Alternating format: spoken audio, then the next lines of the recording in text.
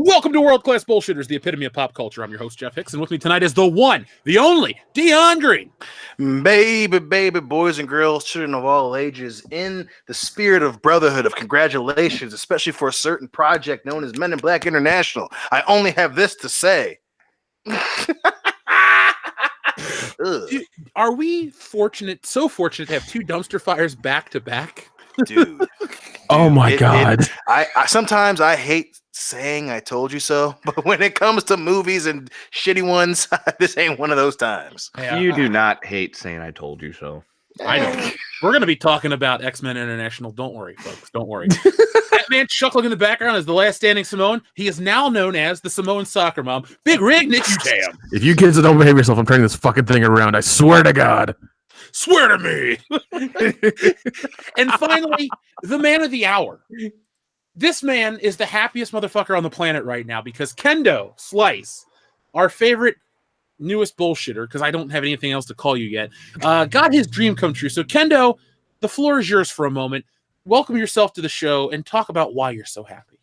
Ladies and gentlemen, boys and girls, children of all ages, Kendo Slice would probably present to you your Stanley Cup champions of the NHL, winners of the Western Conference, slayers of the Boston Bruins, the St. Louis Blues.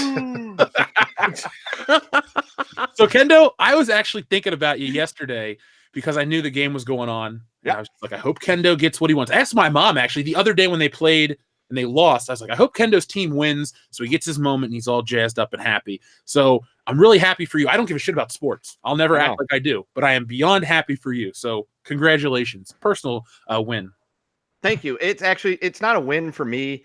The players did all the hard work. I'm not going to pretend I did shit other than suffer for decades watching the ineptitude and the failure on the ice. However, this win is more than just a win for the team. It's a win for this fucking city and this fan base that has been desperate for something for 52 years. And the hockey gods, while they show no mercy, occasionally do smile upon you, and they have smiled upon us. I will tell you, everybody says sports, it doesn't change your life.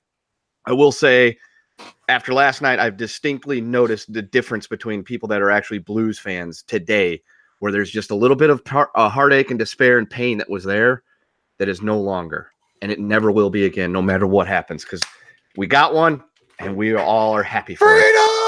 That's right. Dion, you think the Lions will ever get one? Listen, I will always be an optimistic, that is mean, lovely Lions fan. But fuck no, I do not ever believe they will ever get a goddamn NFL franchise win. I got a question for you guys. This is for everybody. Kendo, we'll just take your answer as the Blues winning the Stanley Cup. Yeah. What is a moment in your life that you've been as happy about something as Kendo is this? So, like for me, I'll say like when The Rock beat John Cena. I was there. I know wrestling's not real in quotation marks, but I felt the same elation that you did. Like everything just felt better for about a week. Like I actually, the whole summer of 2012, I was on cloud nine. I was like, I got what I wanted. Spent the whole year not knowing, and then boom, it happened. So Dion, Nick, what are two things that, or what is something that you wanted to happen and it did, and it just blew your mind like Kendo did? Oh man, damn. I'm gonna say my first WrestleMania with you guys, honestly. All right. No, because I've always heard about it, and my cousins, everybody's talked about going to one, never fucking happened because they just don't know, don't give a shit. And you invited me, and I was like, you know what, fuck it, I'm gonna go. I'm gonna experience this.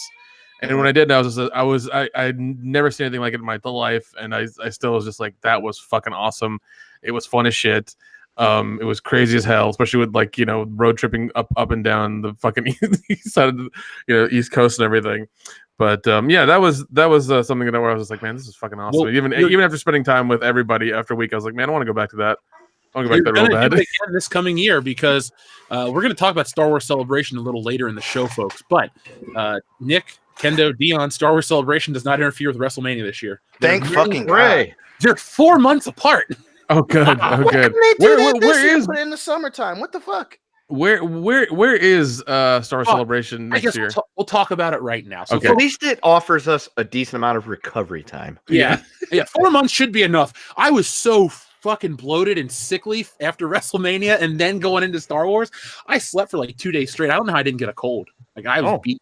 I was right there with you. I was wiped out. What the pain and ordeal I went through after getting home and the withdrawals from all the alcohol intoxication. I know. Oh my God. The sad part is I'm about to go on another one of those with Jesse Milestone of Mindless Entertainment in like 2 weeks. I'll be hanging out with her. Nice. So I'm going to be sending you guys drunk Snapchats. We'll probably get into a shouting match with her. That happened. Yeah, shit does happen. But she's fun, folks. Give her a check her channel out. Excuse my shitty neighborhood for the background noise. I apologize. It's unseasonably cool here, and I'm really enjoying the weather. Dion, do you have anything, or you want me to just move on and you tell me later in the show? No, I got some. I mean, I really, really want to say my MSU Spartans winning the Rose Bowl. That was fantastic. But I think, I got to go with when we all went to our first wrestling show together. It wasn't WrestleMania, but it was you, Curtis / Dustin / the Dick Grabber, Hillary, and then I think Garrett and then Squirrel Chin, my buddy from home, went with us, and we went to a fucking Smackdown was at the Breslin, and we all went. And we were fucking trolling John Cena fans the entire time. We had an entire arena hating us. I've been waiting years to boo that man. We fucking got tickets. We went. Fucking just made it an excruciating experience for a bunch of fucking shitty wrestling moms and their shitty little kids, and it was fantastic. That was so much fun. Let's rephrase that. You got us the tickets. You got us those excellent seats. So I remember we had a great time. The main event was John Cena versus Sheamus. Yep. And we were we got the whole, and it wasn't a great match at all. But it wasn't full by any means. But I mean, it was fucking lame and lamer. It was, at least the lower bowl was filled up, and we had that whole arena just hating us and booing us. Oh, it was great. It was we had the Cena sucks thing going. It was gorgeous, man. It was gorgeous. Now, folks, we're gonna start the show like we always do, and we want to thank our newest patrons. But last week, this has only happened one other time in the history of the channel. I forgot to read a super chat. I was going back and I looked at last week's podcast, which, by the way, we left up. It's doing great. It's got like 15,000 views. So, thank you for watching the show. Make sure you guys check it out live. If you can't catch the replay, we'll have it on streaming services whatsoever. But our friend 007 Cloud sent in a super chat, I believe, before the show even started, and I missed it. And 007 Cloud, I hope you're listening. If not, you'll hear this eventually. Japan is why the chicks look so good in Marvel Ultimate Alliance. And we're going to be talking more about Marvel Ultimate Alliance and E3 and stuff later in the show. But I wanted to touch on that early so I don't forget to do it because I took a special screenshot. Have you guys had a chance to see any of the new E3 stuff about Marvel Ultimate Alliance 3? Yes. I saw the trailer and then the little the story thing. That's about it. All I know, Dion, is that you and I are going to buy that game and play it online. Fuck yes, we are. That's gonna be so much. We're going to figure out. We should all get it. And Kendo, if you can get to a decently internet-connected area, what we'll do is we'll get our webcams on us as we live stream the game. We'll figure out a setup. Could you imagine the four of us playing that game together online with? I think it'll be fun. I don't want to imagine it, Jeff, because it's just so beautiful right now. Well, you're living in happy world, fucking the blues and shit like that. So congratulations, Kendo. I'm waiting for all of us to get online and play fucking Ghostbusters. All right, that'll happen. Now, folks, speaking of playing online, I went out and I found something at a half-price bookstore, and I thought it would be a lot of fun. So on our secondary channel, GMPC, Good Morning Pop Culture, I don't know exactly when, but I went out and I bought a copy of Star Wars Episode 3 Revenge of the Sith for PlayStation 2, and I'm going to live stream me playing through that game at some point in time. So make sure you guys are subscribed to that channel, and watch that live stream. It'll be a lot of fun. It's the summer. We're going to do a lot more content, and I thought that would be something we all enjoy. Plus, it has the alternate endings, which I've never watched. So that'll give us a lot of stuff to talk about. Now, Dion, have you ever played that game? I'm sorry, what game? Revenge of the Sith for PS2? Fuck yeah. I still have my copy in my fucking room back here. Well, there you go, with all your hundreds of Star Wars books. Yes. Well, the books are on the shelf. I should bring Revenge of the Sith out because I thought you could, when you do Force Lightning to a Jedi, you can get him to catch on fire. Ooh, that was a good game. I'm happy for you. Goddamn right. So, folks, we're going to start the show off like we always do and pay some respect to our newest patrons. We actually got quite a few, some high-tiered ones, too. So, first off, we want to thank Rob Johnson. Thank you very much. Then we have Jack Roven. Now we have Lewis Thompson, who joined at the highest tier. So, thank you very much, Lewis. We also have Jacob and Aiden, who also joined today as well. So, folks, We appreciate all that you guys do for us here on World Class Bullshitters. The Vox Apocalypse and all that crap is affecting YouTube as a whole, so we appreciate that you guys have taken the extra step. And if you don't like Patreon, but you want to support us in other ways, we'll come back next week because we'll have a very special announcement. And if you're a listener named Gerhardt, well, you know exactly what we're about to do. So make sure that you guys are subscribed and watch our show live, and we'll send out all the social media information when that happens. Now, are you guys ready to start the show? To the boogaloo, baby. All right. So if you're watching live, you see that the title is called Fat Thor, God of Thunder, God of Rock. And you're probably wondering, why didn't you talk about Fat Thor? Avengers Endgame is like 2 months old at this point. Nobody cares. I care about the Captain Marvel home video release. And if you're listening to this show, you sure as hell don't give a damn about the Captain Marvel home video release. I went to my Best Buy. It was the saddest thing ever. Because you know they have those like those triangular signs that sit out and they have some on the front and some on the back? Yep. Yeah. My Best Buy had a Captain Marvel sign, but it was like ripped already, and it was like kept blowing in the wind. It looked so depressing. I thought to myself, this matches this movie perfectly. If I had the wherewithal to take a picture, I would have. But I saw it and I thought, as I got a new phone cover, I was like, this is perfect. So no, tonight we're going to talk about this Fat Thor video, and believe me, we're going to go into a lot of other topics. But there's a video of Chris Hemsworth as Fat Thor playing Hurt by Johnny Cash, and it is the highlight of my day. You guys watched it because I sent it to you. What did you guys think? It was goddamn hilarious. Holy shit. Just like, and that's what makes me hurt so bad when it comes to like Men in Black, because Chris Hemsworth is a goddamn international treasure.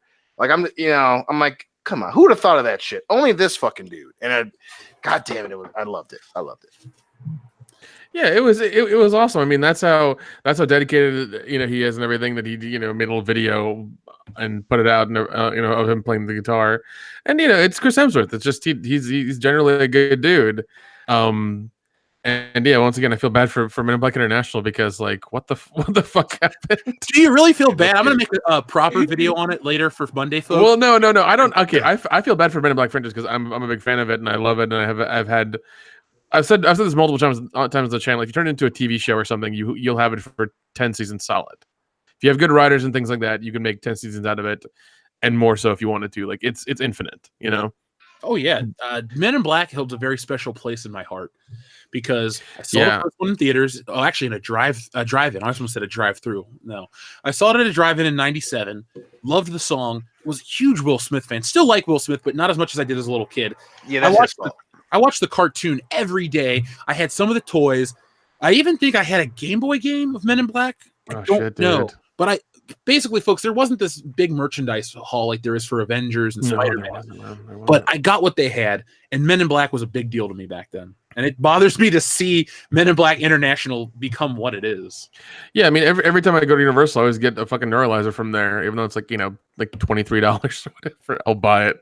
I go through the ride and everything. I go and see what kind of shit they have. I'll buy something from the store and stuff. But yeah, I love the movie. And once again, like, it is infinite. Like, you have aliens and a secret organization trying to, like, police them and everything, on Earth.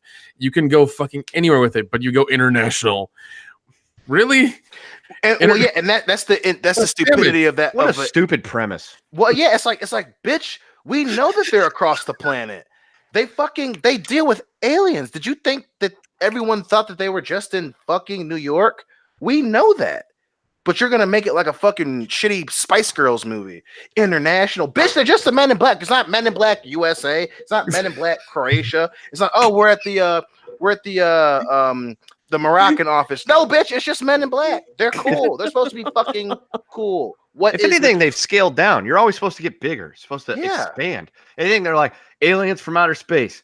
Fuck it, we're only focusing on one continent. Yeah. Yeah, it's so weird. Once again, like, they could have gone further with it and anything like that. So many ideas. Even the cartoon, like, which I've watched a lot of and I fucking love, was really good. They could have pulled from that. Even there are tons of good episodes from that you could have pulled from and made a movie out of. Well, very easily. I think the biggest missed opportunity with Men in Black, first off, it has to have Will Smith. That's why I firmly believe it's a failing franchise. I'll give you that. Guys, pay that fucking man. Yeah, I don't even think he was too expensive, because he took that stupid After Earth movie. We know Will Smith will make stupid movies. God, he's even making a movie called Gemini. Have you seen the trailer for that? Yeah, I'm not interested.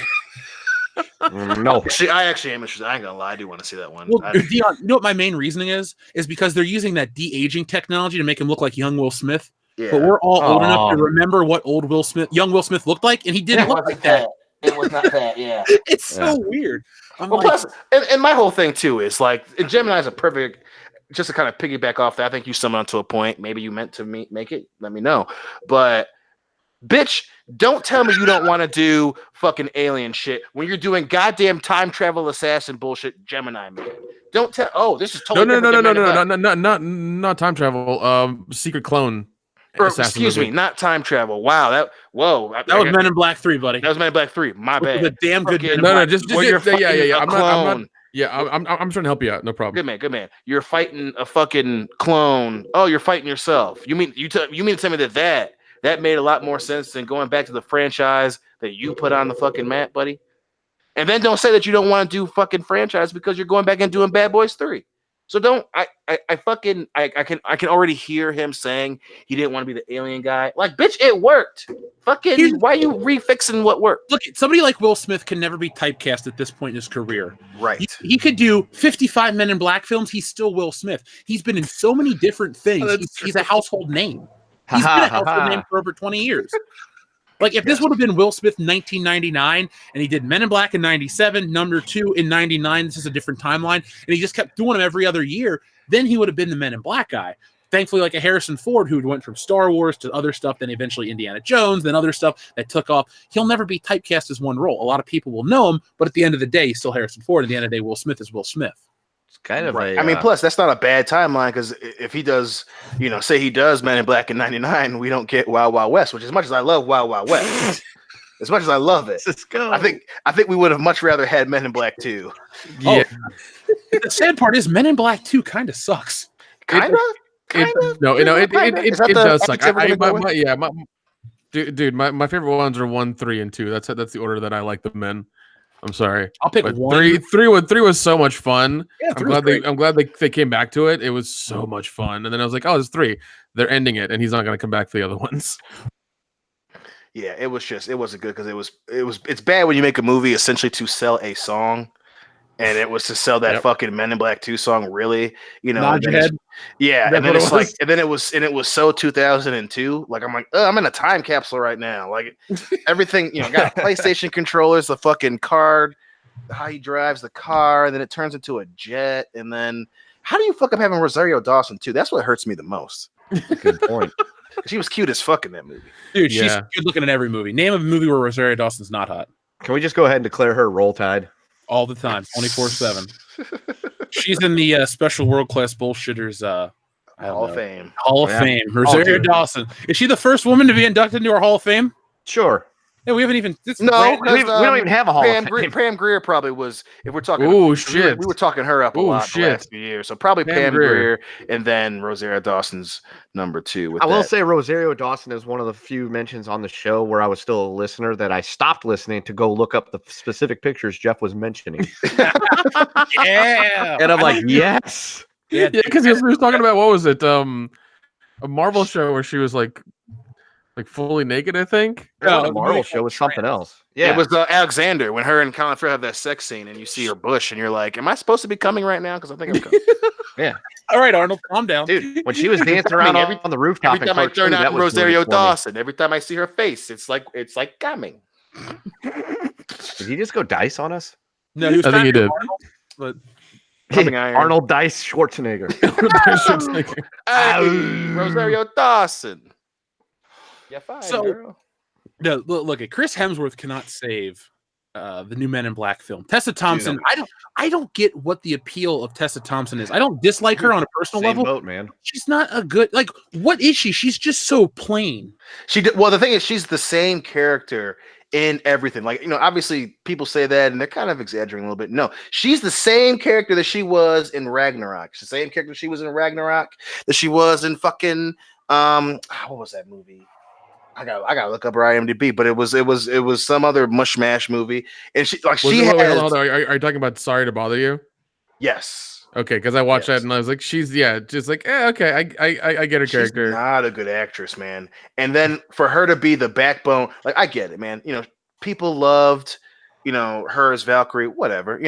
I wasn't a big fan, but her being somewhat likable in Ragnarok because Chris Hemsworth is likable doesn't mean that you put her in top billing of a franchise. It means that she's a good background character in that specific movie that she was in. It doesn't translate to being second billing behind Hemsworth. And they fucking banked on it. They banked that it was going to be like Ragnarok. And even from the trailers, I'm like, how do I dislike you already? I haven't even seen your fucking movie. Well, one thing that Hollywood forgets, they think we live and I don't like this, but this is the fact of the matter. We live in an era where it's not necessarily always the actor that's the bankability, it's the brand. So Yes. Marvel, you put Marvel on it, like Marvel, because look at Dark Phoenix, they doesn't even have the X-Men name on the poster. Like the trailer's got that weird Dark Phoenix logo that appears. It's kind of like, Times New Roman font with a stroke on the outside, and it's so generic, and then the movie's a failure, a big fucking failure. The same $100 million loss at least. Yeah, the weird part is I think I'm gonna work on the video that talks about the comparison between that and Captain Marvel. And there's a lot going on. Like they're gonna have scrolls, and they were gonna have all kinds of other things in this movie. Dude, whenever you want to talk about it, like I watched a movie last week, just for free, thank God. And man, it was something. I should have brought my flask with me. It was something. Well, we'll have you give a review tonight, or at least talk about it. We'll ask you some questions because I'm not gonna support it. It's not like that's like that's why I went to theaters. Like if I can get in for free and have no problems, I'm gonna go watch it. And I did, and I was like, all right, cool. If I had that opportunity, I would have seen a lot of fucking movies. But I don't, so I didn't. No, but Tessa Thompson, I think they look at her as this new it girl, kind of like how they tried with Brie Larson. Now, Brie Larson had the advantage of being in a big Marvel movie that preceded Avengers. Tessa Thompson was in a Thor movie, and people were like, oh, Valkyrie was great. But I think this brings us to a problem that I'm just starting to think about. You know how we always talk about these websites, we can either call them shills or the access media, but they build up an actor or a person because of what they believe in real life or how they look, but not necessarily their talent. And so Hollywood and the people that the suits at the studios, they see these articles from like a Mary Sue, or they see it from an IndieWire or whatever, and they think, well, this person gets this kind of praise. We're gonna make them the face of our franchise, but they don't really think about the other reasons, the other factors why the movies that they were in previously were the hit. Like Chris Hemsworth is a household name. He's a big star, A-list star. He's good. He's not everything he's in is great, but he's great as Thor. I liked him in Cabin in the Woods a lot. He's fine in Star Trek, Cabin in the Woods. He's been in a lot of stuff. Tessa Thompson, not so much. She's only known as Valkyrie, and realistically, she's not a household name yet. Probably will never be after this, but she'll continue to get work because they'll probably put her in the next Thor movie. But I think these people that make these decisions bank off of these articles and these writers that have odd intentions and certain ideological slants, and that only hurts the movie because this movie, you don't have a strong enough duo. Like Tommy Lee Jones had been in countless movies before 1997. Well, I mean, I can think of The Fugitive, Under Siege. He's in Under Siege 1, right, Dion? Yes. He is. Yes, he is. Look, I don't know every Tommy Lee Jones flick, but he's been in a ton of Forever. Batman Forever. How did I fucking forget that one? My point is, you put him and you put Will Smith together, and Will Smith had just come off of, let's see, Independence Day was the year before that. Before that was Bad Boys. Fresh Prince had just ended. He had a music career. This dude had been a thing for 10 years. Well, I'll also understand the stark contrast between Tommy Lee and Will Smith. Tommy Lee is an old white dude. I mean, he played that in Men in Black. He was very straight-laced. Very, very not really to the rules, but he's like, don't fuck up or you're gonna die. Like these are fucking aliens. You don't realize it. Even when he brought in Will Smith to identify in the first movie, the alien and then the gun and then neuralize him and give him a chance. It's like, all right, if you want to keep doing this and find out what this is, come here at this time. And Will Smith tries acting like a badass in something he doesn't know, and he gets Tommy Lee keeps giving him shit, and he keeps taking it, and he eventually comes up. Yeah, but it was through that fighting to prove that he's worth it to Tommy Lee that Tommy's like, all right, cool, you're here. They were both likable for different reasons too. Yeah, but there was conflict to make the relationship work, and that's what I liked. It wasn't just like, all right, you two people are stuck together, we gotta work this out. It's like, no, we don't like each other. We're just trying to do this because the world's gonna fucking end. And it wasn't just that. I think again, you have a veteran actor, Tommy Jones, who was in his 50s when he did that movie. Yeah. And then Will Smith, who again, like Jeff said, he'd been around for 10 years, but making movies, he wasn't a novice. so they understood the relationship that the first Men in Black was going between the two of them. K chooses J, and eventually at the end of the movie, you realize that he wants him to eventually replace him. So there's a separate story beside us following Will Smith fall into this world. With Men in Black International, and again, I haven't seen the movie. I'll probably still go and see it, but from the trailers, the whole thing is centered around Tessa Thompson's awesome. She found the Men in Black. She forces them to make her a man in black. She's paired up with Chris Hemsworth, who's apparently so awesome, kind of goofy, kind of reminiscent of his character in Ghostbusters. There's nothing between them that establishes some type of sub-story, subplot, or a relationship. You can see it in the trailers. It feels so fucking forced. And what we say on this show all the time, I'll say till I'm fucking blue in the face and no longer an attractive black dude.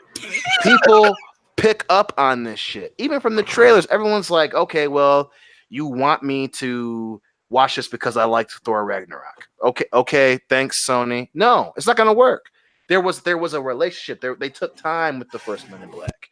And again, Will Smith and Tommy Lee Jones are good fucking actors.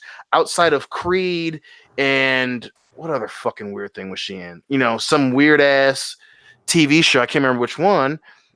What she was in, she doesn't show anything. And I think she was in Veronica Mars in Westworld as well. We'll just call it Golden Girls. We'll just say she was in Golden Girls. Oh yeah, she was great. She was great. God damn it. There's no reason for us to give a shit about this relationship. There was plenty of reasons, even in the second one, for us to want to see Will Smith and Tommy Lee Jones. And one thing I want to make perfectly clear, because the channel's grown a lot this week. Like, honestly, we've had like 1,000 new subscribers, so welcome. But a lot of people are trying to, twist our words.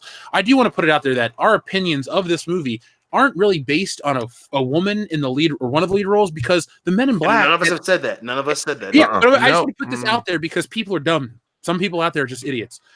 Agent L in the first Men in Black movie, they had a woman on the team or in the organization from the first movie. She disappeared in the second one, and it's never been an issue. Like, I do have an issue with was it Tessa Thompson wanting to change the name. Men in Black is the brand name. Like, we just went through this last week with X-Men. How fitting is it that last week we had somebody stupid say, "Oh, we need to get rid of the name X-Men. It's outdated," and then your movie fucking flops. This week, Tessa Thompson says the same shit. Men in Black is outdated, needs to change, and the movie is projected to fail. I just love how when you try to alter a brand and you try to make it something that it's not meant to be, people pick up on it. They don't buy into the bullshit. So Hollywood, if you have an established brand and you're trying to milk it properly with respect. But other things too. And again, and I'm not trying to go down a rabbit hole here, but again, if you believe in something, again, I'll say this again, you believe in it all the time.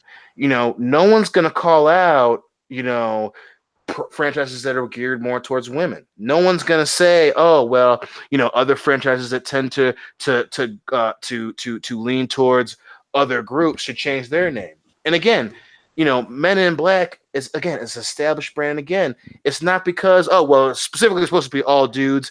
Motherfucking what's her name was in Men in Black 3. So you keep trying to start shit where there's nothing to be started. The only reason Elle wasn't in Men in Black 2 is because she didn't want to do the movie. Yeah. Like there's no fight to start there. You can't say Steven Spielberg's a racist. You can't say or sexist. You can't say that Will Smith's sexist. You can't say that Tommy Lee Jones forced his way back in the second one. And like you said, subconsciously people pick up on shit. When you have Tessa Thompson saying this, when you have, you've already fucked up the character of Mystique, and then you have her say something even more out of character to try and garner more money from women, people pick up on that, especially the groups that you're trying to paint it towards. There are a shit ton of women that really enjoy Men in Black. If you're like, "Oh, well, the name's outdated," they're going to be like, "Wait a minute. Why?" They haven't said anything. It wasn't like even in the comments they didn't say, "Oh, well, we don't like women" or some shit. So you're starting a fight where there's no fight that needs to be started. And that right there, that sentence, you're starting a fight where there's no fight needed. That is basically what we're going through with the culture war and entertainment, especially the geek culture stuff. They're always trying to make a battle out of nothing. Like, everyone's cool with, whatever, Men in Black. It's kind of dead. It's kind of whatever. But, nobody needs it. It doesn't need to change. Trying to turn it into something else. And, good. It's another losing battle. Common sense seems to prevail every time. We can always fall back on Ghostbusters. Remember, folks, yes, try to change something, common sense prevails, and your movie fails. No matter how Paul Feig wants to spin it, the movie wasn't a success, and that's why Ghostbusters 3 is coming out, and we got Sigourney Weaver on board, and Bill Murray in the cast, and we had that amazing Ghostbusters commentary on Saturday night. Yes, we did. Yeah. Classic movies like that. Movies are entertainment. You're supposed to have a good time. Yeah. I mean, and even with Ghostbusters, to me, it's timeless. I don't care. It was made in '84. It came out in '84. Whatever. It's timeless. I mean, even watching it with you guys that night, I was like, there's like, it's still everything holds up. Everything holds up. The jokes, everything. It's all still there. Yeah, it's fine. I didn't have a single drop to drink alcohol wise during that commentary, and I wanted to drink because I was having a good time. I was watching Ghostbusters with my friends, so I was like, I'm drinking. I don't care. It's happening. We're doing it. A lot better than the other fucking movie we watched this week. Jesus Christ. Let's plug Patreon real quick. So, folks, we did a commentary for Mother. We suffered through a commentary for Mother. Yes, we did. What? Oh God, that movie was 2 hours and 1 minute too long. Okay, I passed out at it midway. I couldn't hang. Lucky you. I was holding on for dear life, trying not to pass out. I was like, I need to not snore on this commentary. I've never had that happen. Seriously, we're watching the movie and I hated it. And all of a sudden my body's just like, it's time to go to sleep, Jeff. I'm like, no. I'm just sitting there fighting it. And I'm looking at J-Law and I'm trying to stay awake and it's just stupid. And Ed Harris is in it. It's a piece of shit. What's the movie about? It's stupid and fucking. That's the thing. Ed Harris. There's no answer to what it's about. There's no answer to what it's about. There's nothing going on there. Like it's 2 hours of literally just nothing. Yeah. Well, Dion, I have good news. I'm bringing a copy to your house when I come visit next. Come on. And no, you have Hillary. To. No, I don't and Diane. I don't want to though. You did not join us and suffer with us. Purpose. I was like, if they fucking message me, you're a bad bullshit. Terrible. They're gonna fucking ask me, but you didn't say that. I was like, okay, I'm gonna see if I could just not answer and just backslide out of this motherfucker. And sure enough, you owe us. So in other words, what Dion's saying is he knew his friends were in danger. He just said, fuck it. I'm gonna. You weren't in danger. I mean, you were safe. We were mentally in danger. Do you realize the hell that we went through? See, this is a lot less like Carrie Ellis being in that fucking cell in the basement in Princess Bride, and more a little bit closer to Carrie Ellis in Saw, where he cuts his own foot off. Yeah, I would have Jeffrey Bardem Morgan to whisper his sweet French nothings in your ear. Dude, he was awful in that movie. Yeah, the whole movie was awful. It was completely awful. And if someone said, "Hey, saw off your foot," and you don't have to watch Mother, I'd be like, "Give me the fucking saw." The best part was J-Law's see-through dress. Other than that movie was that was like in the first 2 minutes of the movie. Like that was the best part, and then everything went downhill. Yeah, she immediately after that. I'm not a fan of hers, but she looked exceptionally good in the beginning of that movie. I was just like, okay, she did, really and then the rest of the movie just went exceptionally awful. Yeah, because none of it made any fucking sense. It's essentially, for the people that have never watched it, it's some kind of bizarre allegory, something or another religious. I don't know. Yeah, it's supposed to be God. Yeah, it's what the fuck? Very strange. Yeah, no, Dion Morgan's supposed to be like God. It's weird. Movie. Yeah, it is. Didn't he love it too? Yeah, he said it was. Nick called it. He goes, I bet he picks that as his favorite fucking movie of the year. And sure enough, Justin's like, before I go, I want to say my favorite movies of the year. And number one, Mother. I was like, yep, there it is. Aren't you so glad he's not on the show anymore? Yes, because that means I'm on the show. I mean, he was such an easy target, though. It was great. I do miss that part. You tend to love to shit on him, so he makes it so because he says dumb shit like that, and then he'll backtrack like, "Oh well, I was just saying it just to be like, no, bitch, I know you love that movie. I know you love that movie. Don't fucking lie to me." Well, look it. Before we go into our next segment, because we've been talking a lot about Tessa Thompson, Thor, and all this stuff, I do want to bring up the Fat Thor video in particular. I would love to spend some time to make a supercut of Fat Thor narrating the Logan trailer with his version. How incredible would that be? That would be great. That'd be fucking great. I would buy that for more than $1. I mean, I already $1.50 on Blu-ray. And by the way, I think we should do Men in Black commentaries. Ooh. Oh, fuck yes. Hey, don't you dare threaten me with a good time. Let's make that happen. Seriously. That's not like a joke. We're going to make that happen. Oh, God, yeah. I'm entirely down with that. Yeah, folks, we're going to do some Can we do it out of order, please? Can we do 1, 3, and then 2? That's fine. Okay. Do we want to end on 2, though? God damn, Nick. You're a true sadist. Yeah, but I want to skip over 2 because 3's better. That's Yeah, the but thing. you should really good, get the really shit taste in your mouth, and you wash it out with 3. Yeah. Okay, all right. I'll go with that. Do you really want to go to bed with nod your head in your fucking head? Backsuits come in. No. Nod your head like this. That feels like a Jada Pinkett Smith song gone wrong. Well, I should say gone right because everything she sings. Ooh, Dude, wasn't she in like a fucking heavy metal band or something? she's still it. You know you're bored in your marriage. You're like, I'm going to form a heavy metal band. I'll see you later, Will. All right. Yeah. I don't know. Yeah, they're a weird fucking couple, man. They really are. Yeah, and nothing about Jada Pinkett Smith to me screams heavy metal. Or attractive. I mean, I think she's attractive. I'm just like, why you yeah, gotta I be mean- so fucking weird all the time? Like, we fucking get it. Will Smith, your husband, but a heavy metal band that you're not particularly good in? Come on now. Come Yeah, on. she And had you're her like own 50. show on like Facebook video or whatever. They Wow, still that's have a it. thing. They still have it. They don't have one where it's like a bunch of famous wives talking, and it's just like, who the fuck wants to? Even if you're a wife, you're like, y'all saying some really dumb shit. Dion, I got an idea for a show. Oh fuck. Here we go. Jada Pinkett Smith versus Gwyneth Paltrow. Oh, Is it like a fight to the death? Is it like It's- celebrity It's a deathmatch. pay per like a view. Thunderdome? Jeff and I are on commentary. Fucking Kendo's doing the interviews in the goddamn octagon. And Nick's the ref. Nick's a ref. Yes. I'm okay with that. I'm goddamn okay with Next that. comic book. I am idea. extremely interested in being Because involved in this. because the worst that could happen to me is that I might get scratched. Yeah, I'm gonna call my agent and tell him I'm taking this role. Don't even send me the script. God damn it. Like, I don't care how much fucking they're paying me. I'm taking it. what you sound like Keanu Reeves getting pitched John Wick. Yeah, I'm there right now. It's happening. I'm there. I'm Right, They're right, offering right. you a We wanna bag of give you jelly the script. beans. No, You no, gonna no, do shut it? up. Yep. Well, I gotta give you the no. Shut up. Just sign me up. Yeah. Right, but I want you to see that. No. Shut up. You're talking too much. See this? You're talking. I don't care if they're the shitty jelly beans. I'll take it. Give it to me now. Have you guys been following all the stuff in social media about Keanu Reeves this week? Yes, and a it little makes bit, me yeah, a happy. little bit, a little It bit. makes me Yeah. happy. He's just an all-around great dude. It's funny. He's fucking awesome. People are always like, you guys never say anything positive about anybody. Well, we just praised Chris Hemsworth and Keanu Reeves. What more could you want? Goddamn right. Yeah, yeah, and Chris Richard Hemsworth- Donner is the god of our fucking religion. We've Yes, he said it is. already. Yes, he is. True story. Also, Chris Hemsworth is taking time off for movies to take care of his family. Well, there you go. You know, I mean, What a he's good dude.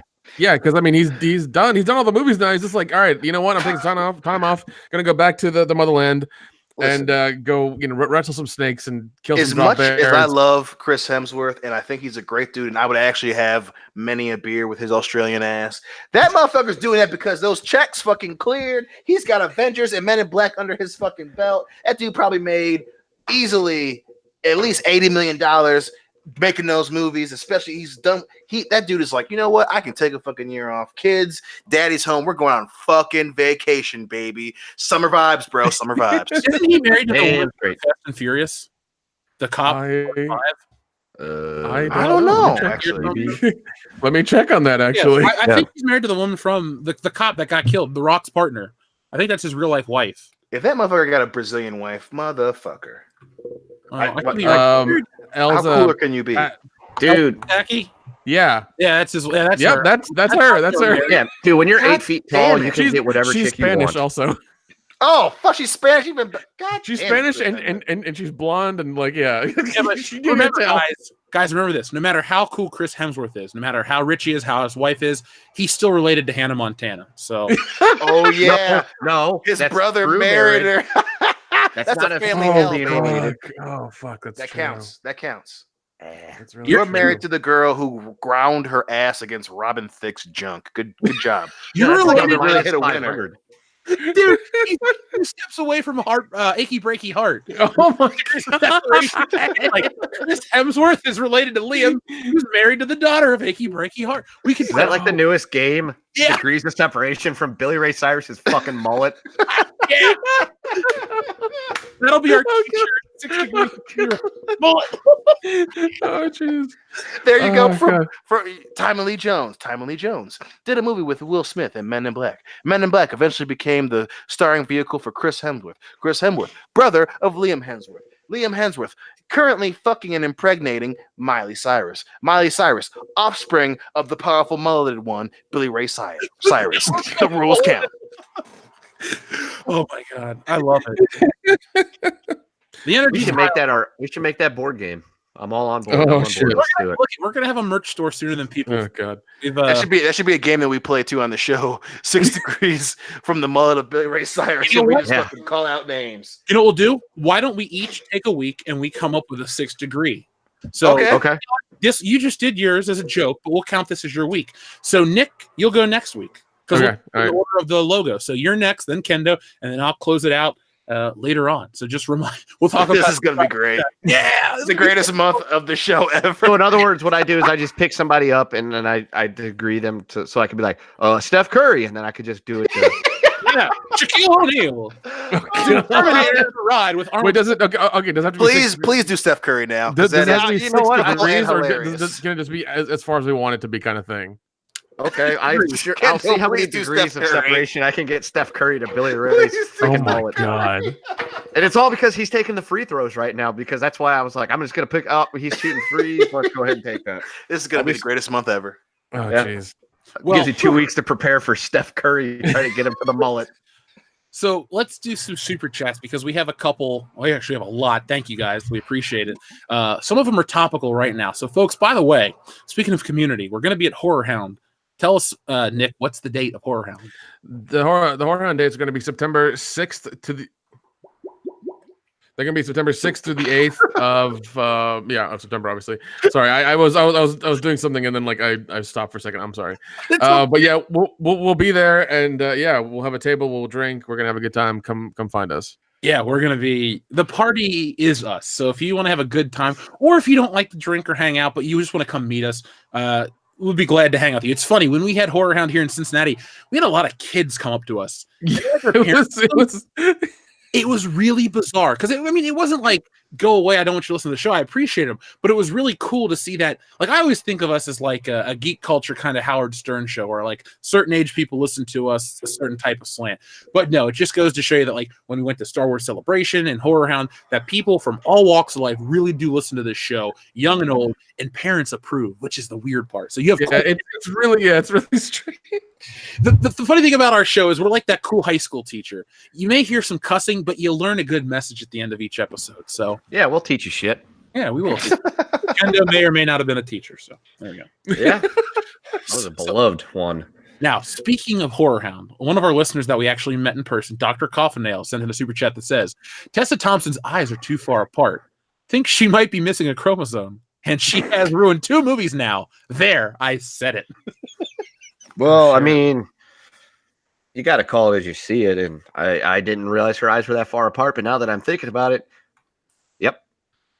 I don't like looking at her. It's nothing to do with. I think she's pretty. I just wish she was better at her job. That's all. Oh God, I'm looking at her again. God, look away, Kendall, look away. I can't help it. Then I looked at Chris Hemsworth, and all I could think about is that goddamn mullet. And now I'm hearing the song, and my ears are hurting. Don't worry, Kendo. The Blues won the Stanley Cup. Gloria. Our friend, the Rookie Critic, says, hey, guys, thanks for the shout-out. Got up to 1.3 thousand subscribers. So, yeah, folks, we've been helping the Fandom Menace grow, and the Rookie Critic puts out excellent content all the time. And on the High Council this past week, we asked everyone to go subscribe to his channel, and he now got his 1,000 subscribers. He'll be able to get monetized, and we'll be able to continue to grow the Fandom Menace movement. So thank you to everyone out there who's making it a possibility. And the Rookie Critic also has a super chat, which is a question. It says, not sure if I'll see any movies in theaters this summer. So far, there doesn't seem to be many good options. What do you guys think? If you haven't seen John Wick 3 yet, like I haven't, go see God, that. please And Go see Godzilla again. Go see Godzilla. Yep. Oh, and oh no, it comes out in September. Never mind. It's after summer. Okay, I'm going to go see Spider-Man. That'll be my next. Oh yeah. Next watch. It might Now, not I'm gonna be be- great, but it's worth a watch. I'm going to be putting out some content, the digital stuff like Patreon and whatever else we're going to be doing in the near future. I'm going to do a little Spider-Man podcast. And if that starts to take off and people really like that, I'll continue to do it. And it'll premiere first on our bonus platforms. And maybe I'll turn it into an actual one-man Spider-Man show. Now, this is true. I have a couple connections to professional Spider-Man artists. If the first couple episodes turn out cool and people enjoy them, I will try to interview him. His name's Alex Saviuk. He used to work on Web of Spider-Man throughout the 80s. He's probably in the top 10 most prolific Spider-Man artists because of the length of his run, and it's really quality stuff. Like, do you guys remember the silver Spider-Man armor from the 90s? Yes, sir. Vaguely, yes. That guy designed it. And he's a nice nice guy. I hung out with him at a Comic-Con when I was working for Neil Adams. So there's all kinds of things we want to do here for you on the channel. So just let us know what you like by watching it, sharing it, telling people about what we produce. And if when the numbers are high, we know that's what you like. So that's why we make more of it. So if you guys like stuff and it's not getting the views, watch it 10 times and help it out and shit. Maybe we'll make another James Bond video. Who knows? But that's something that can happen. So Rookie Critic, I'll see Spider-Man because I'm curious about the film as well as the implications for the MCU moving forward, because it feels over. And that's nothing to do with Captain Marvel. The story seems over. Like, it's a good conclusion. Endgame's done. We're all happy. Stop it. Yeah, no, I watched the most recent trailer for Spider-Man Far From Home. Felt like they're really trying hard to make him the new Iron Man. Like, really, really hard. I was like, God damn, just stop. Just stop already. Well, I hope, you guys know Spider-Man's my favorite character ever. I've been playing the Spider-Man PS4 game. This new Avengers trailer hasn't been making me happy, but I've been thinking about, Spider-Man and how over the last year or so, it's been pretty good to be a Spider-Man fan.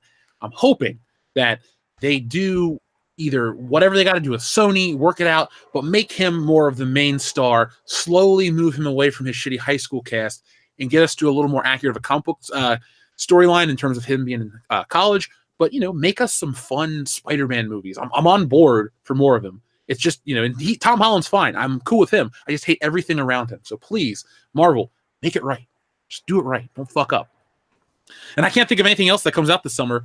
Wait. Do you want me to read off a few of them that are coming out? Yes, please. Well, it seems like a few horror movies coming out. Child's Play, Annabelle Comes Home. Let's see. So obviously Spider-Man.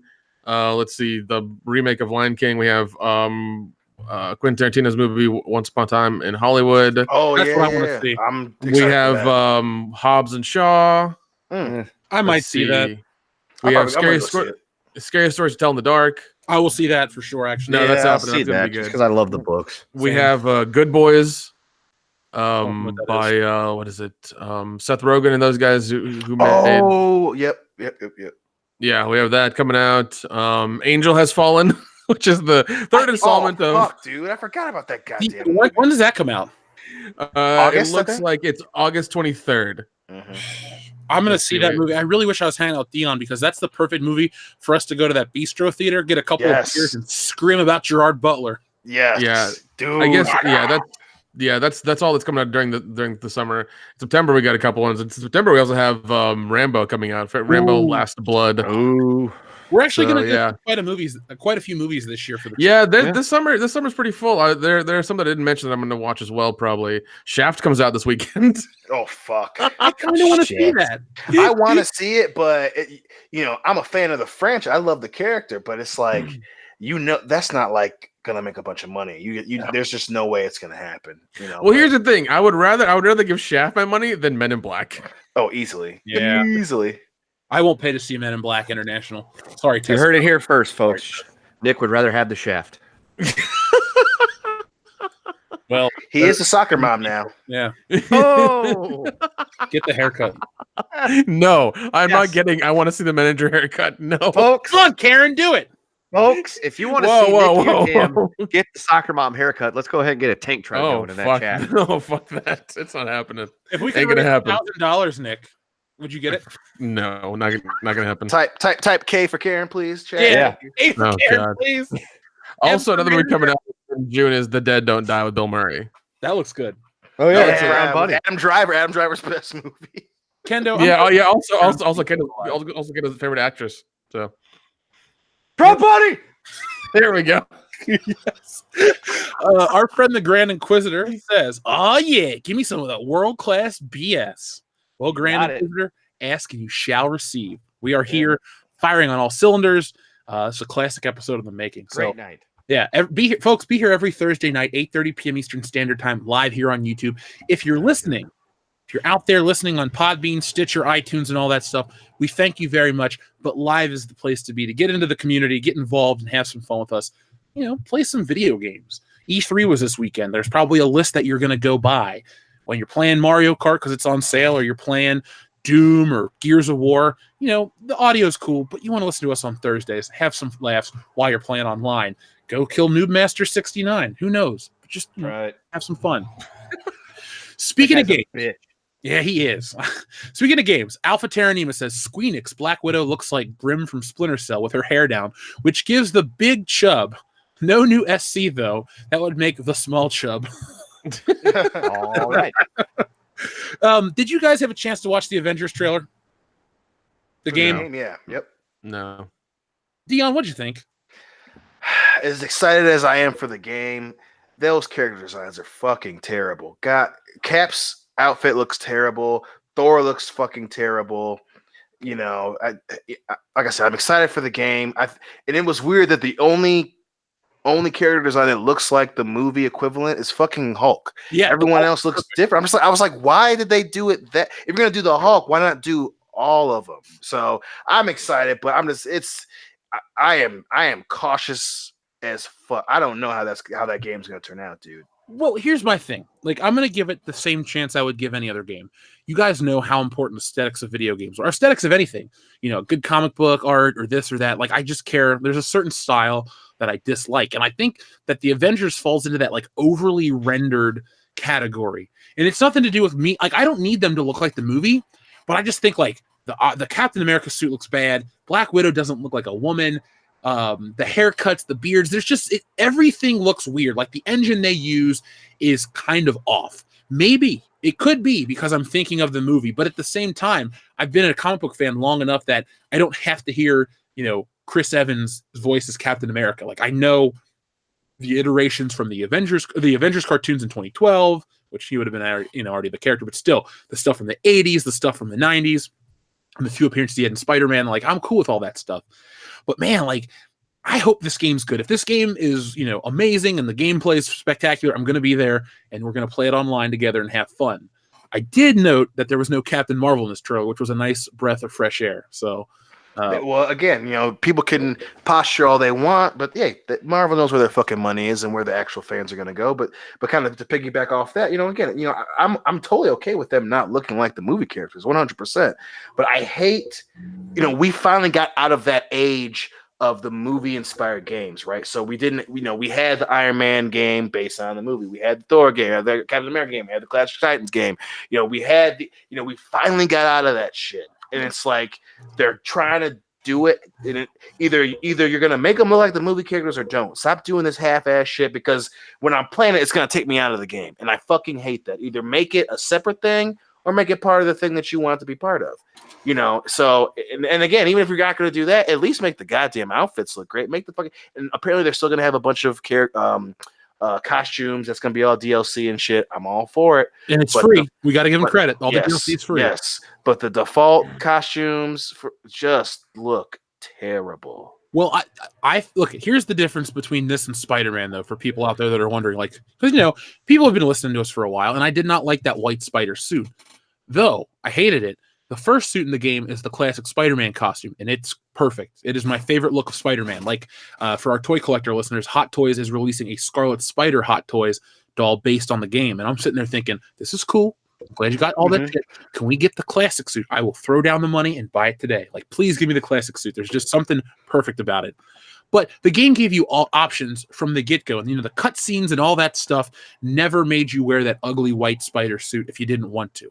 I hope the Avengers game, we know that they can put the movie costumes in these games. And here's the thing. It's not even going to cost extra money. Like, that shitty mobile game has all the movie suits in there. You can be Iron Man 3 Iron Man. That's not a Robert Downey Jr. deal. He doesn't own the designs. So Square Enix, if you're listening, and we know you are because I will give credit. I'm going to make a follow-up video to the one I put out today. It's going to be a short one, but just check it out. They're actually listening to the fans. And in today's climate, it is so refreshing to hear a company say, we hear your feedback, we appreciate it, and we're going to go back and we're going to look at it, and we're going to make changes if need be. I mean, I know that sounds crazy, but when we're 2 years removed from Star Wars saying you're a sexist and a racist if you don't like what we do, a company to tell you we'll listen to what you have to say just makes me all the happier to open my wallet to you. Yes. Oh, definitely. Yes. Fight those battles when they're supposed to be fought, not to subconsciously get more money from people. That's the way it's supposed to be in business. I'm not saying that it's the whole customer's always right thing, but you market towards your target audience, and they pay you, and you try to make shit to them to keep them to coming back to keep paying you. Well, the thing is, though, the customer always is right, not necessarily in their opinions, but what they dictate as a market. So true, yeah. So it's like, hey, I'm going to make something. Oh, you didn't like it? Fuck you. Don't pay me. That's not the way it works. It's supposed to say, okay, all right, I hear you, and I'm going to do something right by you. We're going to fix this, and we're going to give you something better. Yeah, don't ever be adversarial. It's funny how us, we're a YouTube channel, we're a business, we're growing, but it's funny how these big corporations get adversarial with their audience. Like, I will give credit to Hasbro. The way they run their Marvel toy line, they listen to the people. People are like, we want Jim Lee X-Men. Guess what? The whole team's almost released, and people are falling over themselves to buy the toys. People are like, I want this Star Wars character. No, you're going to get more Rey. You're going to get more Holdo.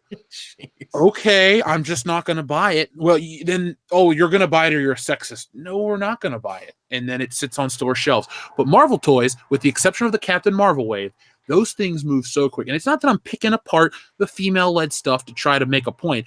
I'm not making this up. I'll try to go film it maybe over the weekend if I remember.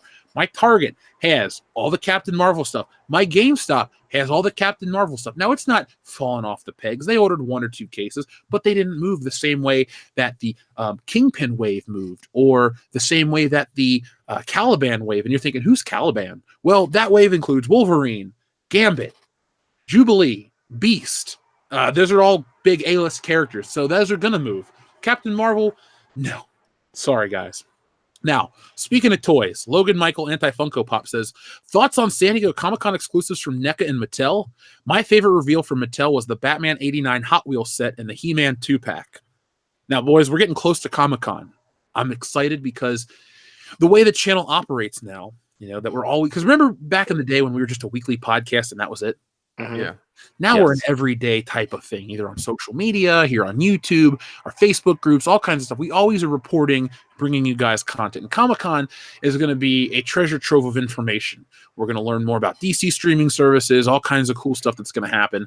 And I'm looking forward to the toys to clean out my wallet. So, that's that. But Logan, is DC going to be part of Warner Brothers? Are they making their own thing together, or are they? I thought I heard DC wasn't going to be at Comic-Con. I heard Warner Brothers wasn't going to do a Hall H panel, which is like the big one for the movies. But I bet you they'll have because isn't this year Batman 80? Yeah. Or Batman? Yeah, Batman is 80 years this year. Yep. They'll do something for Batman. They'll release some toys, and it's the 30th anniversary of Batman 89. So I wouldn't be surprised if we didn't get a new toy line or some shit like that. So I look at it for the collectibles. That's all I care about. I don't care about the books. Sorry, comics, you're garbage right now. That's why we make our own and are successful. By the way, I'm not going to tell the listeners, and I don't want you to spoil it. But you guys saw the pages of the climax. How good does it look? Fantastic. I can't. You've told me everything about it. And I've seen you've given us drawings all the time, and I can't wait to get it. I can't wait to get the copy. I may have chubbed up a little. And now, folks, I didn't prep them to tell them to say that, but I've been sharing stuff with them because I'm really, really close to the end. And as soon as it's done, I have a system to get the books out quickly to you guys. So don't worry, it's almost there. I'll update if anything changes, and it won't, because I'm like, I can see the finish line, I can smell it, and no, it's not all you're smelling is my bullshit like Detective Todd Dion. Excuse me, Inspector Todd. I'm wrong. It's fun. Like, I'm glad it's almost over because you guys need to read the story, but you will definitely want to read our next comic and the comic after that. And, we'll keep making them if you guys keep buying them. So thank you for your patience. And Comic-Con, maybe we'll be at Comic-Con one day, guys. That'll be crazy. That is a fucking goal, baby. I look forward to being thrown out of Comic-Con. God, that would be insane as hell, but I'd gladly do it at least once. Oh, Kendo, we'll bring Keith with us to make sure, we're following the rules. Okay. Well, I mean, or if we break the rules, he could at least get us out of it. Yeah, well, I like him anyway, so he's fun to hang out with. He is a cool dude. He is. When I'm done with the book, he and I are going to hang out just to have a beer, shoot the shit, so. Fantastic. Anyway, though, let me answer Logan Michael's super chat question because he's been very patient. I have not seen the Batman 89 Hot Wheels set, but I'm going to buy it. I don't care what it is. It could be that that cabbage cart that Batman wrecks into and the Batmobile, I'm gonna buy it because I love that movie. I am 100% in. The Hot Wheels Batman on cabbage cart. You could sell me the vat of chemicals that the Joker fell in, and all it comes with is with a glove, and I'll buy it. I don't care. Yeah, dude, I want a Hot Wheels of that fucking float that he's riding around on. He's throwing the money out with the balloons, and I mean, hubba. Awesome. The Bicentennial. Yeah, I'll take that. I watched that movie the other day at the gym, like part of it. It is, I can't believe it's 30 in 6 days. So next Wednesday, we agreed we were going to do the commentary. You guys going to be available? I should be. All right, we'll work around your schedule. Okay. We want to do it live, folks. So you want to join us for our Batman 89 commentary. It's going to be a celebration of Batman. Oh, yeah. I'm in. Logan Michael, I did see the He-Man pack. I don't really collect He-Man or the Masters of the Universe, so I'm not going to buy it. But I am excited for anything from Batman 89. And we'll be covering that. Hell, I might do some Good Morning Pop Cultures when San Diego Comic-Con's going live so I can entertain you guys more. So just be on the lookout for that. Gary the Lost Boys Nerdrotic says, say hello to the night. Lost Boys! I watched that movie way too much. I don't know what the appeal is, but I fucking love it. Yeah, I wish watch it again. So I don't know. I keep hearing that CW wants to do a show of it, and that crash and burn and like all kinds of shit, man. It's you crazy. mean CW shows? They never go wrong at all, ever. Never. You mean like Catwoman? Oh, you mean that epic Emmy-winning show that's gonna eventually win an Emmy? I swear to God, it will. I'm not saying it, but it will win an Emmy because it's so good. I think they'll throw them several token Emmys. God. Ruby Rose for Best Actress ever in a thing. I'd rather have Ruby Rose. You mean Best Actress's Cardboard was clearly her best role? Cardboard, the animated series. I'd watch that. Yeah, that sounds interesting. Fuck Batman. Shut up, Cardboard Box. Every episode, it's like the life cycle of the box. You know, it gets made into a box, something gets put in, it gets shipped someplace, and at the end, it gets thrown in the recycling barrel. And then tune in next week. What will be in the box? What's in the box each week? Can we have an epic crossover with Solid Snake? He's hiding under the box in one episode. Yes. Yes. God, I love those games. Oh my god. Ham Sandwich says, made a proper edit of the Batman trailer. Please watch. I did watch it. I was looking at it right before the show started. So you have a fan in me, Ham Sandwich. Check out awesome. Ham Sandwich's channel, folks. Commander Pluto says, I aced my job interview 3 weeks ago. You are now looking at a brand new cook. Well, Congratulations. Nice. Good Very job. nice. Congratulations, man. I'll take 2 tamales, please. Now, wasn't Commander Pluto nervous about the job interview, right? He was, Yeah, but Yes, he apparently was. Yes, he he aced was. it. He walked right into TD Garden. He wiped his dick all over the curtains and said, thanks, we're taking the cup. See you, bitch.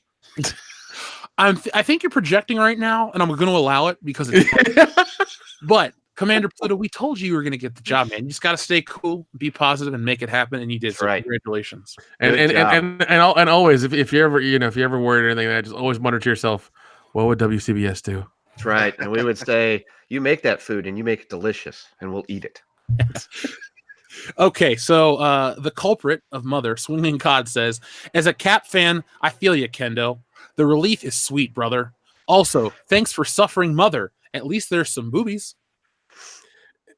Yeah, there. Okay, so yeah, we touched on the see-through dress, and then at the end when she's being gang beaten by a bunch of people trying to save her baby, she gets her top ripped off. It's, you know what? Let's go ahead and gloss over that. And yes, as a Capitals fan, yes, you got your sweet relief.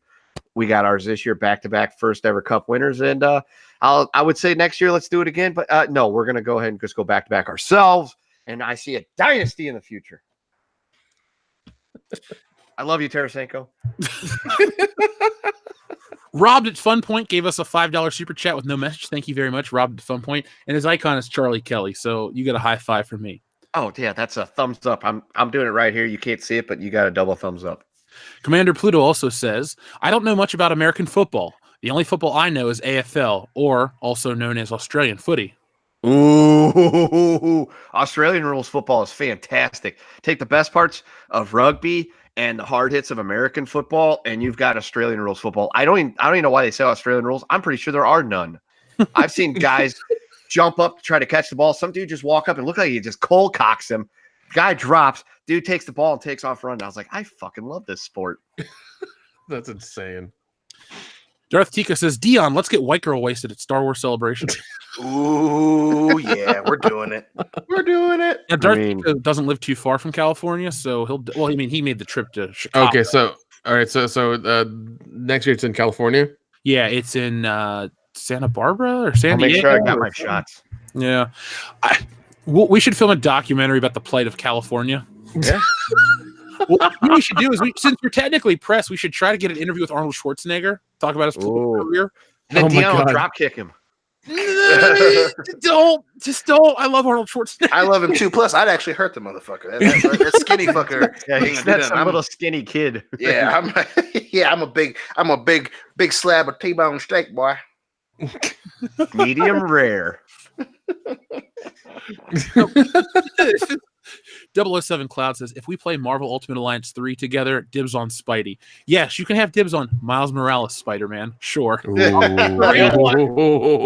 sassiness began. I'll take Batman. Yeah. I love that. Gary, the Lost Boys Nerdrotic, also said, spiky 80s hair will save us from the wokeness. Hopefully. Yeah, unless they appropriate that and it's like my hair's all spiky because it represents the pain I feel every day. I was like, God damn it. They're ruining everything. Are they going to start listening to The Cure? They might. Nobody's doing it now. Yeah, it's not cool. Yeah, if some hipster dorky SJW comes around to me like Friday I'm in love, be like, I'm out. I'm down. Yeah. See ya. We're done. We're done. Yeah, we've lost the war, folks. We've lost the Cure. And I'm not even a Cure fan. Nor am I. At all. I don't think really anyone's a Cure fan. Yeah. I mean, a couple of their songs are okay. Yeah. But I wouldn't consider them like a favorite band of world-class bullshitters. No. I don't even know if we have a favorite band. Okay, so we have Richard Donner's our patron saint. We all agree with that one. Yeah. Who is the most Roll Tide woman of world-class bullshitters? Like, who would we all agree on as a 10 out of 10 out of 10? Oh, we might have to turn this into a round table for the patrons. Okay, we'll save that for after hours. Yeah, we'll do that. We'll do that because that's one thing where there's going to be lots of us. We're going to bring lots to the table, and we're going to have to like start picking it out and debating shit. Because well, I'm glad you have a topic for that. So remind me. Yeah. We go over to our after hours continuation of all that. Oh, by the way, I found out that there's this like function on YouTube where you can offer like exclusive stuff. So we might even try that. There you go. But as for the band, I mean, other than Dale Jepsen and the Nighthawks, I don't think we've ever rallied behind a specific person or band. It's really just that one song. But God. I don't know, man. Big Tit Dale Witch Bitch Dale Jepsen's in Thailand right now teaching them how cars don't work. Well, he doesn't know shit about how cars work, so it's exactly for him. They got a mechanic, and he's a real shitty mechanic. Yeah. We should come up with a couple topic or a couple things that are the official world class bullshitters, like actor, this, that, and the other, like 4 things, and we can always reference that as like according to our patron Saint Richard Donner, blah blah blah blah blah. Yeah. Yeah, dude, I'm down. Okay, so we're going to read the next 3 super chats, and then we're going to get back to the show. So first off, Commander Pluto has an important question. If you had the chance, what would you change about Endgame? Oh, that's a good one. That is a very good one. I would change the ending. I don't like it. The more I think about it, I like I would change the end battle. Oh no! Make it more long and drawn out. You mean? Well, if it's only one thing, if I had a chance, what would I change? It doesn't say what one thing would you change. It says what would I change? I would have Thanos, like Thanos from Infinity War, be the final boss.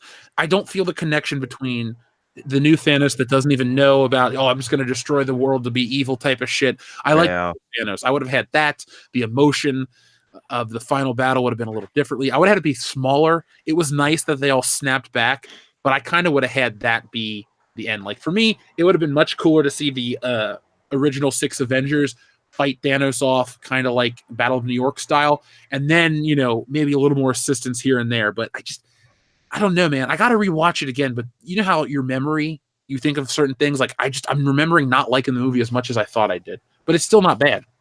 No, yeah, I definitely think you got to rewatch it for sure. Just to to air that out, because there were definitely some parts where you're like, damn, and I get that. I definitely think there was because remember, I only saw Infinity War once in theater, and then when I saw it again, I was like, holy shit. Right. And you've done that with movies before, and that's totally fine. I just think that especially with Endgame is so emotionally heavy, it's hard to you know what I mean? Like, it's hard to process the action bits because there was just so much going on. And I think that's fair. I mean, that kind of is another testament to the time it took on the movie. And yeah, that's definitely the first thing I changed to. If anything's definitely not having 2014 Thanos. I would have had, the Thanos that we see at the beginning of Endgame. You see that red disappearance, and it's him using, and then he finally shows up at the end. That's why I would have did it. And then also, I would have had everyone that comes back 5 years older. I don't want everyone coming back who they were when they left. I think that would add a whole lot more to whatever franchise is going to be born out of this fucking ash pile. Especially Spider-Man. I would have had him not be, he's 5 years older. Everyone's 5 years older. They're thrown back in this world, and then they got to fucking, that gives you more villains. It gives you all this shit. So I wouldn't have it be like, oh, we are exactly where we were 5 years ago, guys. It's good to be back. Thanks. Missed you. Love you. Bye. No, I wouldn't have done that. I would have taken out the girl power scene because that was dumb. Yeah, that was because it was this whole fight going on, and all of a sudden it's like, oh, all the girls lining up and they're gonna help it. No, that doesn't make sense. Dude, even my uncle was like, because we hung out right after that, and he was like, I even bring it up because he's like, what'd you think of Endgame? I was like, this, that, and another. He was like, yeah, but that weird scene with all the chicks in it, because he was like, it looked cool, but he was like, it was really heavy handed. I was like, I know, right? What the fuck, You're not Uncle Peppy, right? Yep. And he was like, I took my daughter. She's like, she said the same thing. I was like, thank you, fucking thank you. Well, the thing I will say about Uncle Peppy is like the classic, like old school fan of stuff that grew up, like, have a life but still follows the shit. So he understands it on the fundamental level, has followed it for decades, and then will support it, but he will be able to see the bullshit. Because I know a lot of people with like episode 7, you buy into the nostalgia. You think, oh, when I watch this movie, I'm going to be 7. I'm going to be playing with my Kenner figures, this and the other. And you're really not. You're going to be watching a movie at the same age your life's the same type of thing. And I'm glad that somebody like him can look back or look at a movie and think, I've been reading comic books for 50 plus years, but and that's bullshit. So sometimes we get these people that are so tied to shit that they can't be honest with themselves. They just get into fights for no reason. Mm-hmm. So here's how I would have booked this shit. Oh God. So Thanos from Infinity War is the big baddie at the end. They got to take him down. And as it's happening, there's no time travel during the movie.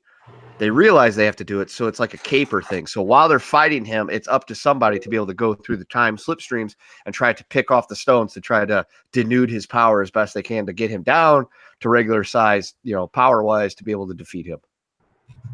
So it's like a race against the clock. Can we handle this? Can we do this? We're fighting Thanos. He's at full strength. Oh, now he's lost the gem. Oh, but he's still kicking around. Oh, but then he's lost. Yeah, that's money.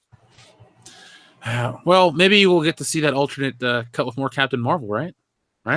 Dude, I love the fallout from that. I love everyone having to swallow the fact that Endgame's a better movie without her, and I'm fucking sitting over here in my fucking drunken haze being like, I fucking told you so, bitches. Yeah, we called that one from a mile away. Oh, my God, I love that so much. Oh, our track record is better than people want to give us credit for. Exactly. Yeah. Man. We called a lot of shit. Like, dude, the Russo brothers don't want to do that. Like, they know what they're fucking doing. And sure enough, they garner that deal. We'll do the movie. We'll have her in Endgame technically, but she's not an OG. She's not going to be the one to save the day. Like, everyone was so scared that it was going to happen. God damn, that makes me so well, dude, we saw that coming. Not only was she not the one to save the day, she just wasn't in the fucking movie. She got fucking headbutted out the goddamn. Whoa, that was great. Yeah. I'm going to hit a heavy bag right now after seeing that fucking. Would you put that as one of your happiest movie moments of the year? Oh, fuck. Oh, yeah. Oh, yeah. They fucking snuffed that flame out into the goddamn night. Oh, yeah. Bam! Out of the movie into the video. Yeah, I was like, fucking thank you. Yeah, she was like the fucking bat from Smash Brothers. Bing! See ya. Yeah. She was basically just Captain MacGuffin of the movie. That's all she was. Yep. God damn, that was awesome. Kid, speaking of Smash Brothers, I've been playing that a lot lately. So have I, dude. I love getting that bat because I am lethal with that son of a bitch. The other day, played a game and the bat dropped 3 times. I had 33 kills in 5 minutes. Oh, you play time limit? I play stock. Yeah, no, I play time limit because I like to see how many people I can destroy. And you throw me the bat and it's over, buddy, because I will clobber some bitches. I got it down pat to where it's just roll, bing, 450 feet, pumping my fist as I go around the bases. Well, then the E3 sales for Nintendo are pretty decent. I have Mario Kart finally, so like I'm part of the club. It's I double dipped on that one because I got it on the Wii U because I was one of those people that actually bought one, but it was the Zelda edition, so I can defend myself. Fuck you. No, you bought a Wii U. You can't defend shit. I can when I'm a whore for the Zelda brand, and I will buy anything Zelda's. No, that just means you're a whore. You Hyrule slut, shut up. Yeah, I am a Hyrule slut, and I'm cool with that. So, but yeah, no, I double dipped on that, and I will say the deluxe is way cooler than it was on Wii U, just because the graphics are better, and some of the things that they changed about it were really cool. It makes it look and feel a lot more fun. When I turned it on and Mario was driving a Mercedes, yep, I just thought this is the right game for me. Yeah, because what they did was they had like a tie-in with Mercedes, and you could download exclusive like Mercedes shit for to use in your car. And it was actually the Mercedes was one of the most OP cars you could have at the beginning of the game. So you got some better shit, but it was cool. Yeah, it's fun. I mean, I don't really have a lot of time for games right now, but when they're 33% off, it's kind of a good deal for a Nintendo game. Oh, definitely. Oh, dude, especially if it's Mario Kart. I mean, that's a great price because that's hours of entertainment on end. Well, I picked up Mario Kart, Mario Odyssey, and Kirby. Mario Odyssey is another great game. It's a lot different than your traditional Mario game, but it's a lot of fun. I felt a little guilty because I know how much time it'll take, but I told myself if I can work like a foot away from the Switch and never really turn it on during the work time, it won't be a problem. So eventually, we'll do some live streaming, folks, and we'll just use an excuse to take the conventions and play. Yeah, dude, you'll love Mario Odyssey. I was skeptical about it when I first got it. I was like, this is weird and different because it's kind of like 64 Mario with the whole 3D open world sort of type thing, but there's there's levels, but it's not like, I don't know. There's no here's point A, get to point B. There's other shit you can do, but it's really cool. Especially when you get to the city. That's a lot of fun. New Donk City? Yeah, that's a lot of fun. I mean, I know Go ahead, Nick. I was going to say, what did you guys think of Jedi Fallen Order? Let's talk about E3. Yeah, I saw the trailer and I thought it looked okay. What do you guys think? I thought it looked decent. I was like, hey, I already played Star Wars Unleashed, but I'll play this one too. Yeah, that's a feeling I got too. I was like, this is a very child-esque version of Star Wars Unleashed. Yeah, Star Wars Unleashed was fucking awesome. Yes, it was. Oh my both were God, very short games. Both were very short, but they were very awesome fucking games. Yeah, that was actually my complaint. They were really short. I wish there were longer games. I would have loved for them to be hours longer. It would have been great. Yeah, this looks interesting to me. This may be something I buy when it's a deep discount, and that's going to be about it. I'm not going to buy this day of. This is not going to be day of kind of thing. Exactly. Yeah, especially with already playing. I was one of those idiots that bought into that rumor that they were going to make a Vader game, essentially based on that 2017 comic that came out, the Darth Vader series, and where it was going to be like Force Unleashed with Vader. So I was please let that be it. Please let that be it. And sure enough, it's another crew cut fucking kid, but whatever. The effects look cool. I liked being able to fucking, the whole time thing was weird, but yeah, it looked pretty good. I'm not gonna, bust my wallet open and go buy it, but I'll get it eventually. I think I'll buy it for the channel, and when it comes out, we'll do live streams of it so people can watch that. So yeah, that's awesome. Folks, make sure you guys watch those so we know that you like them, and we'll do more stuff. When Red Dead Redemption 2 came out, a lot of people watched it in the beginning, so we'll do something similar to that. And maybe we'll even talk about it on After Hours. Okay, so this week on the game, I saw this and did this and fought stormtroopers. Watch, the game's going to be terrible and really short, and I'll be like, all right, well, that was this week's show, and that's the whole game. So, God, that'd be terrible. Oh, God. Look, there's a difference, folks, between being optimistic and negative and realistic. And the game seems cool, but this is EA. I almost said E3. This is an EA game. And we sat through the whole Battlefield fiascos, and those were terrible. Well, God, I love those pictures of Black Friday. Those cabinets were all like barren except for Xbox and PS4 versions of Battlefront 2. I was like, fuck, man, that's how much they screwed up. When even on Black Friday, everybody remembers what you did and nobody wants to support you. Well, my favorite part is that game came out and did terribly. The Last Jedi had all that shit happen. It's just like, Disney fell on its face, and I was like, okay, thank you guys. To the people out there that don't support stupid crap. But this one could be great, could be terrible. Not too interested in Lego Star Wars, the episodes 1 through 9. If there's interest, it could be a channel thing, but there's got to be. Lego Star Wars is fun, but it's like it's Lego Star Wars. Yeah, I've played them. I mean, I want to play Lego Indiana Jones again. That'd be fun. Yeah, they're a lot of fun. But yeah, they're real tedious and everything. Not getting all the stuff to complete them 100%. But yeah, it's a good time. Lego Jurassic World was far better than the movie. Well, from what I've heard, that's not hard to be. No. Oh God! Also, Halo Infinite the trailer for that came out. So, yep, that was very interesting. It'll be nice to see. Even though I wasn't a Halo guy, it'd be nice to see that franchise back. I think it's good for video games for Halo to be back. Yes, and now granted, I'm still kind of pissed there's no news on the movie. That's still a pipe dream, but I thought the trailer looked fucking good as shit, and it was cool to see. We lost. I was like, holy shit.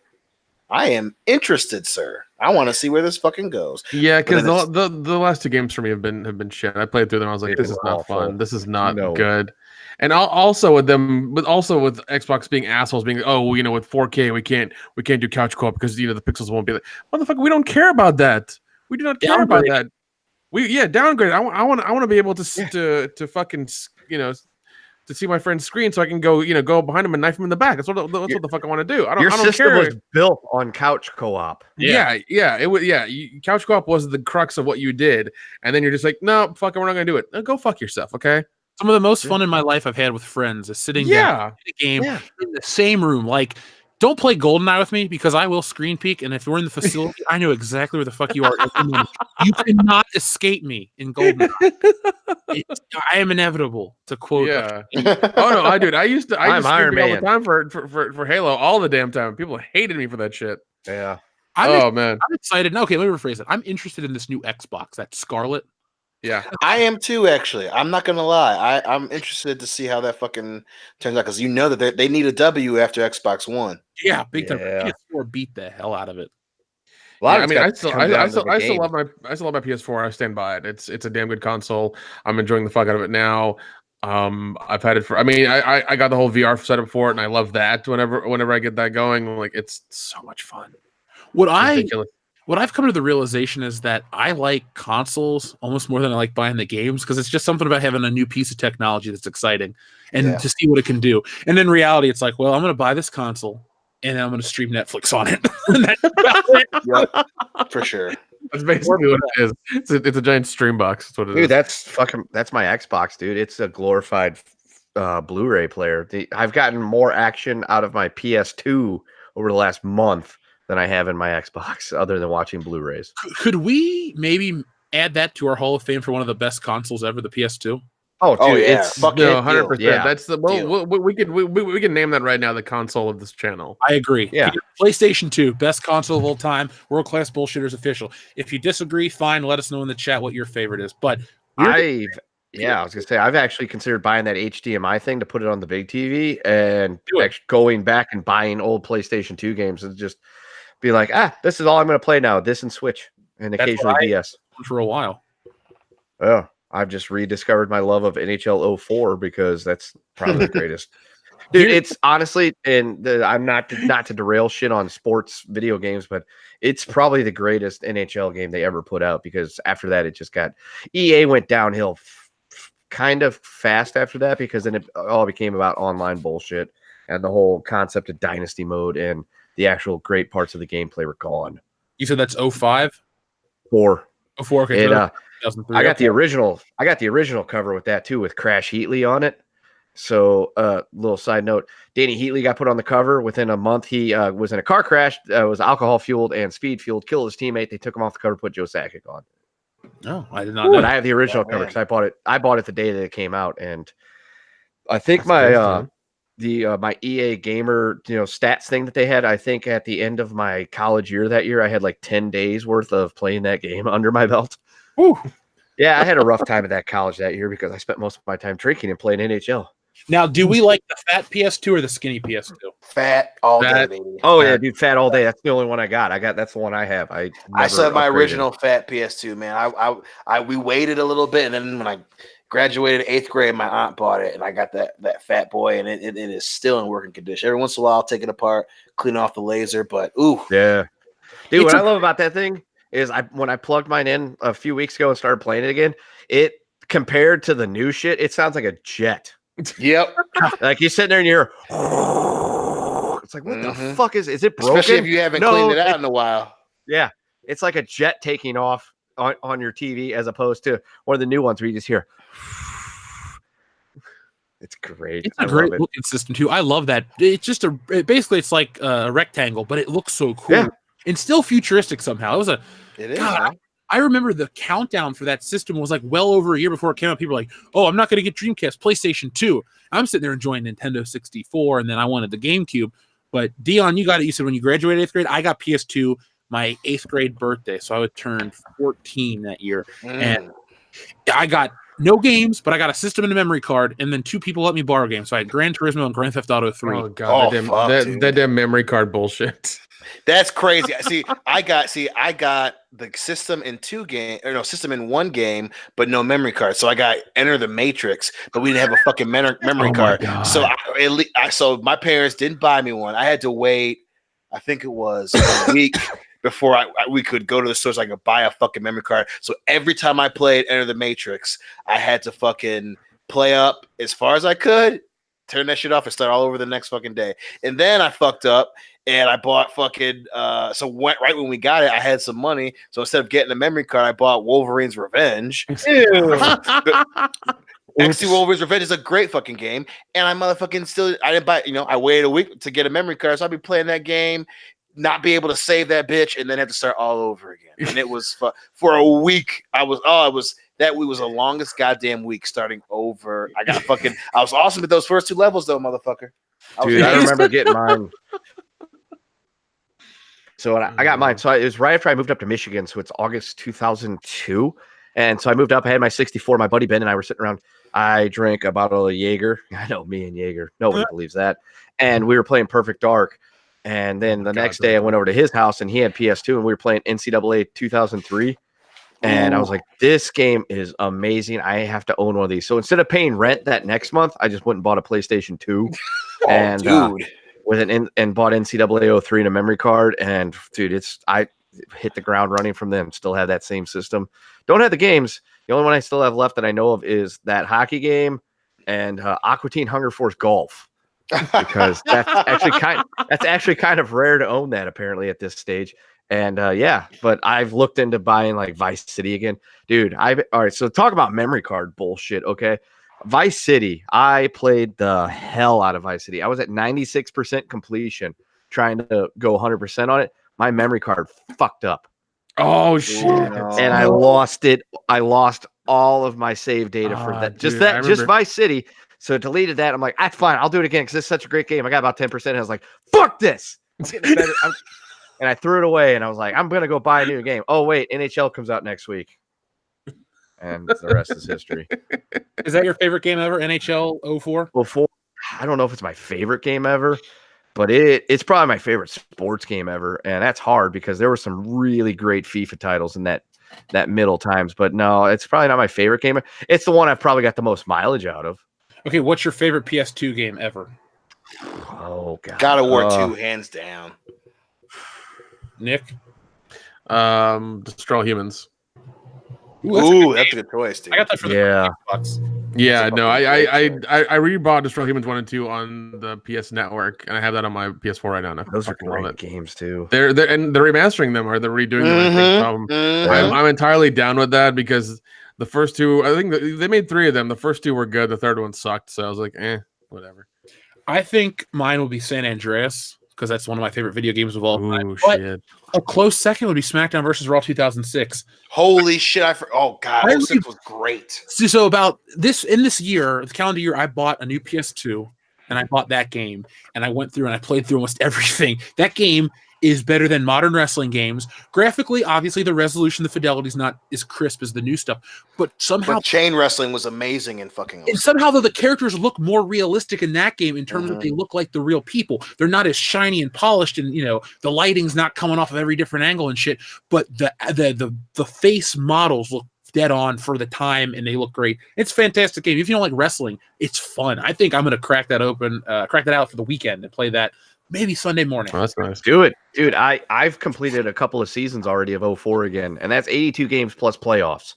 Oh shit! So that's anywhere between in hockey playoffs. That's anywhere between 16 and what's 3 times 4, 30 games. So, and it's pre-lockout hockey. So it was before they changed all the rules to satisfy the fucking Swedes. So it's when you could play hockey like a man, and so. You've got hooking, you've got obstruction going on, fucking fisticuffs all over the place, goalie fights. What about, do you play as the Blues? No, actually. So the original created team I had was the Grand Rapids Jackasses. Oh my God. So that's when I was living up in Grand Rapids. And I had my creative team. And that memory file ended up getting corrupted after, I think, season 15, because it was like a 20-season dynasty. My current team now is I call them the Charlestown Chiefs after the Slapshot movie, but the other one was the Halifax Dragons, and then Dragons became popular, and I'm like, fuck that, we're the Charlestown Chiefs. So now, was there anything else at E3 that stuck out to you? I mean, Breath of the Wild sequel. Yes, I was about to say Nintendo did a great job this year. I was so impressed by this. Like, look at that Smash Brothers trailer got me, and then the Zelda stuff. I'm ready, dude. They could bring out Breath of the Wild 2 tomorrow. I'm in line with you wanting to buy it. I'm like, Jeff shows it's time. Let's go get the shit. Let's go get the game. Yeah, we'll take a break from the show for about Yeah, dude. No, Breath of the Wild, that was like it's such a great, and it's a direct sequel, and it's first actual like direct sequel to a Zelda game since I guess Majora's Mask. Yeah, Majora's Mask is the last one. Because you could argue that there are sequels based on like the Zelda timelines and all the divergent timelines and all the, nerdy super bullshit that I am way too knowledgeable about when it comes to Zelda. And I'm ashamed to admit it to an extent. But yeah, dude, it's like a direct sequel. So it's kind of cool because Breath of the Wild, dude, I sank a good month into that game. And it wasn't because it took me forever to get to the end. I wanted to do everything. And so I'm excited for the Zelda fans. Dude, it's gonna be so. I still got to play the first Breath of the Wild, but dude, I watched Hillary like I was watching a movie, dude. I'm excited for fucking Breath of the Wild too, dude. When you're in the northwestern part of the map exploring to try to find 2 shrines, and it's 2:30 in the morning, and you're still excited and you can't sleep because you just want to find these shrines because you love this game so much and it looks so great. That's a great game, and that was me a couple of years ago, dude. And. Was it 2017 March, right? Yeah, because I missed the initial launch, and I had to get it about 3 weeks after the Switch came out, and that's all I did for about a month and a half was that game. All my free time was dedicated to Breath of the Wild. So you'll laugh. When I got the Switch, I used how you plug the Joy-Cons into the thing to make a controller the grip. Yeah. My hands, I have a permanent hand cramp because it's too small for my hand. Yeah, I remember the video you put out where you were unboxing it, and like the cartridge was about the size of your thumbnail. Yeah. I'm like, God damn, that Jeff guy is really big. And then I met you, and I'm like, fuck it, he ain't that big. No, I love the Switch. It's a fun system. I probably have more games no, I don't. I have a shitload of PS4 games because they were, free from the PlayStation Plus. But Breath of the Wild 2, sign me up. Smash Brothers DLC, sign me up. Ultimate Alliance 3, sign me up. That's probably about it, though. I'm not a Final Fantasy guy, so if you're excited for 7, thumbs up to you. I won't buy it. Did you guys see the Cyberpunk 2077 thing? Yep, I Yeah. did. I'll probably get Keanu. that game. I'll probably get that game. I ain't gonna buy it today. I'm gonna wait to see all the bugs and shit that's gotta happen with that fucking game. Like I really want to buy that day of, but I'm with you. It's like there's gonna be so many bugs with that. Yeah, and especially like it seems like they're leaning more like obviously it's gonna be on all the systems, but the way that it was presented, how it was like mainly Xbox, I'm just like, anytime that happens, that's fucking bug city. So I'm gonna get it. I'm excited. I like Keanu Reeves saying "fuck" in the trailer, but yeah, I'm cautiously optimistic about Cyberpunk. Yeah, because I've been watching it since a couple, like, I think last year, and I even watched the 40-minute gameplay of it. And if it's anything like that, I'm really excited for it. Because look, it's going to be like a very, very fun game. And if the world is as big as they keep saying it is, which is probably not, I hope it's at least somewhat like that. It should be really fun. Yeah. So I'm down for that. I think that's one of the ones I'm anticipating as well. Like, I hope it's good. Hope there aren't too many bugs, but we'll see. Yeah, that looked cool. I don't know much about CD Projekt Red. I've never played The Witcher, so yeah, I didn't really know about that one either. So I'm just gonna because that's not gonna though that and Cyberpunk's holiday season of 2020, right? So I mean, I'm just gonna wait till then, and I'm not gonna lose any sleep over it. But yeah. I mean, a lot of people are complaining that it was a shitty E3. It was very lackluster. Yeah, that's bullshit. See, for me, video games don't mean as much as they used to, especially with the channel and art and stuff like that. I mean, I love gaming. It's fun. It's a part of me, but I like more productive things because at the end of the day, it's like, well, I put in, 400 hours in Grand Theft Auto. What do you have to show for it? Like no physical. It's like, oh, I unlocked the suit. Okay. Yeah. Well, and I love video games too. And now, granted, I haven't had a lot of time either. I've been mainly watching YouTube and Netflix on my PS4 here last few months. But watch Urinating Tree. I heard about that and actually do want to watch it. Thank you for reaffirming that, sir. Great. But it was a really good gaming for E3 because it wasn't just the AAA titles, but there are a bunch of fucking 2D games that are coming out that look really fucking good. So and I get like every once in a while you have to encounter the people that shit on culturally relevant events like E3, not to be cool, but because it's kind of the antithesis personality people want to be now, especially when it comes to video games. But overall, I think it was a very good E3. I mean, it wasn't a shit ton of games, but the ones that are coming out seem to be high quality, especially the games that we got to wait a whole year for at least. So, it's good to see some studios.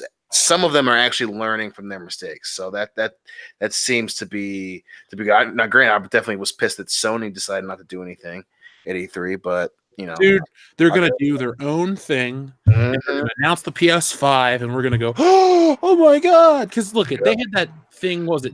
They used to do it in February, right? Right. Yep. That PlayStation X or whatever it was called. That was fun. I used to watch that. I think isn't the Xbox the new one supposed to be like doesn't have a disc drive in it or anything? It's just a hard drive and shit. Is that what they're doing now? No, that's the new Xbox One. That's that. But this Xbox Scarlet, we don't know anything besides it's supposed to be 8K and 120 hertz and 120 frames. Dude. First of all, you have to afford an 8K TV and then play online. Good luck playing online with 8K resolution, not refresh rate and all other bullshit. Yeah, look, technology is incredible, but I gotta say that we're not to the point with internet infrastructure that we can do. They really want to make that a thing too, and that's like, and I can't decide if that's them rushing it because don't get me wrong, I get the streaming aspect, I get the whole internet thing, but so many people like buying the game, and not everyone wants to have a memory space limit where you have to constantly uninstall and install fucking games. It takes forever. Yeah. Now, I know we still have to install games with the disc, but it doesn't take that goddamn long, depending on what the game is. I know shit like Doom took forever. I know Red Dead took forever. It took hours to do. Yeah, it did. Yeah. It was fucking great. It was 2 discs, but fucking, I don't want to only have games because some games I don't want to fucking have to wait forever to download it and then forever to install it and then forever to get the fucking update, depending on how long it took me to get the goddamn game. That they're really rushing that fucking aspect, and it's just kind of weird. Well, yeah, it's kind of like one of those great things. So, like, I hooked up my PS2. I put the hockey game in. I could play it right away. Now, if I'm like, oh, I got to delete this game because I don't play it anymore, and I need the space. Oh, I deleted. I really got the hankering to play whatever. I got to wait 3 hours to play the fucking thing. Yeah. That's the problem as well. It's like I'm actually considering upgrading my hard drive in my PS4 because I'm just tired of having the small one in there. So I'm just considering not buying any new consoles and just living, the glory of college and playing PS2 all the fucking time. There's nothing wrong with that. Nothing wrong with that at all. No, there is nothing wrong with it all because I love my PS2 and I can play Dead Ball Zone on it and I'm happy. It's just so refreshing to see you so in love since that terrible breakup in your college days. You're back in love with PS2, and I'm just like, you know what? It's true love. God damn it! I didn't break up in my. Well, I mean, technically, I guess I was still technically in college, but my breakup with PS2 happened in like 10 years ago when I got a 360. I guess that would have been the breakup, and that was just because PS2 looked like garbage on my new big screen LCD. It's not a pretty system to try to put on a flat screen. No, when you go from those AV cables on your nice little 32-inch whatever flat screen, JCV TV that weighs 58 pounds, and then you get a nice flat screen LCD. It's like 42 inches, and it's like, wow, this looks weird. Yeah, so that's why I haven't moved it over to my living room. It's just in my bedroom because there's just like a little 32-inch LCD in there. It looks fine. But if I try to put it on the 60-inch, it's going to look like shit. I was actually thinking about getting, I think it was called like an NVIDIA Shield, or it's one of these like little things that you can put a PS2 emulator on. And I thought to myself, well, it'll look better because I've been watching a lot of videos on this. It's called like PSX2X or something. And it's this emulator that runs games in a much higher resolution and they look better. And I'm like watching old wrestling games. I'm like, what the hell? This looks like a new game almost in terms of like clarity, not graphical, whatever. But I'm just like, this could be a future investment because the games on that system are so good that it's worth. Yeah, I think with the NVIDIA Shield, I think I don't know, but you're able to get Steam games as well and play them on there too. So that'd be interesting. That would be. Yeah. Well, once again, I think that's the way it's supposed to work. I don't know 100%. Well, I mean, if you want to get that whole trend of not buying, physically disc-based games, I think that's the way to do it. But again, I think, obviously when it comes to shit like that, you can't account for all of the shit that's going to happen, right? But shit like the Anthem debacle is another example of one reason why it's good to stay on, to at least have the physical disc-based games, because imagine having to buy that game and download it. Like that game was they fucked that game up. And imagine you having to download that fucking giant, a shit game, waiting 3 hours and then having to try and play it. Like that would be fucking terrible. Yeah. And it's just, if they can get Steam on there, that'd be a great starting block. But I just, that's probably the biggest battle between consumers and producers right now in the industry is that push towards streaming only. So I forgot Anthem even came out. Dude, it was there was a great article by surprisingly Kotaku, I think is who it was, on just the shit show that whole thing was. And I was just like, the first thing I thought of a couple weeks ago in Ring, I was just like, imagine if people had to download this game. That would have made it. I mean, that would have been a serious liver punch to the entire goddamn industry if that was only a downloadable game. Listen to this. This is on Google. The title is in a constant state of dysfunctionality.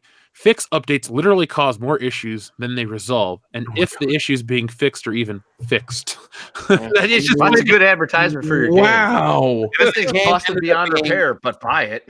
Dude, and it ended up being almost completely different from what they showed at E3, and then they almost got in trouble because they did that whole thing now, because legally you have to say, if you're showing the gameplay, you have to say, if it's not gameplay from the game, you have to say not actual gameplay. And they didn't do it for Anthem, and they almost got in fucking trouble for that shit. So it was like that whole thing was a debacle. Damn, dude, they just really changed the whole team right before the game was over, and like it was fucking a disaster. And I just can't get over the fact that if that was only downloadable, holy shit. Wasn't that game No Man's Sky or whatever the reason why that law got brought into play? Because no, it was Aliens Colonial Marines. Okay. Oh, God. I remember that with the debacle at the No Man's Sky, where there was like all this footage of the game, and then you get it, it's like none of this is in the game.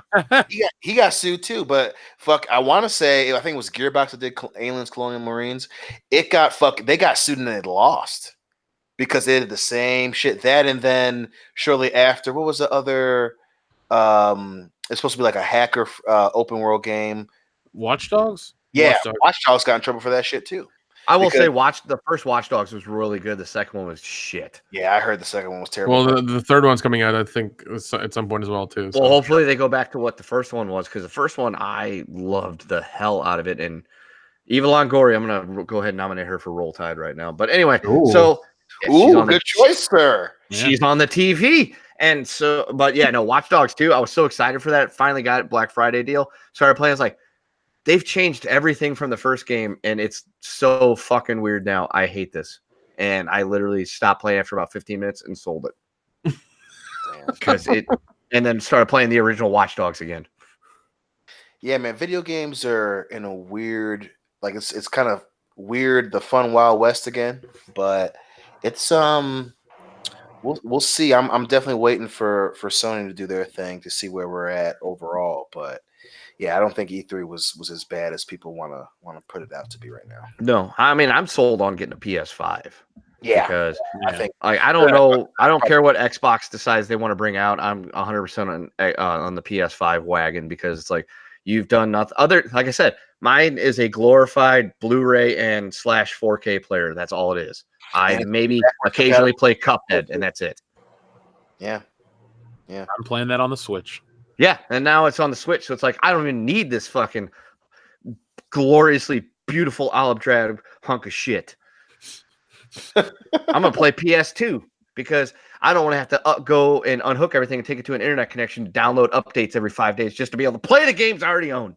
And just to clear this shit up, looking at the chat, Brad, I hate to break it to you, dude, but the majority of people who buy video games don't want to fucking build PCs. People love to bring that shit up. Yeah. They love to say that. I'm not building a fucking PC. I get it. It's not that difficult. I'm not spending the money to do it. I'm not spending the time. I want to buy a console where I can buy a game and put that shit in and not worry about it. And I think that was reaffirmed with this E3. Like, PS5 is going to, obviously didn't do anything, but even with the Scarlet project, fucking Ultimate Alliance is going to be on Switch. Nintendo probably. I mean, this was I wouldn't say a beatdown, but this was a very solid, at the very least, a very solid decision win by Nintendo. I'm not fucking putting together a PC, dude. I'm not doing it. I'm not. No. I don't have the patience, and I'm not fucking spending that. You'll laugh at me, but I equate computers with work and consoles with relaxation. So if you're like, build a PC, I think, oh God, it's work shit. Either it's artwork or channel work or something. And to me, when I close that computer or turn off the computer, it's, I don't know. Plus, with Windows and all these other updates and things you do with computers, yes, I know consoles update, but like the Switch, it's like, you need to update. Okay. And it goes zip and it's done. Yep. Well, see, I always look at PCs like owning a Millennium Falcon. I would love to own the Millennium Falcon. Millennium Falcon.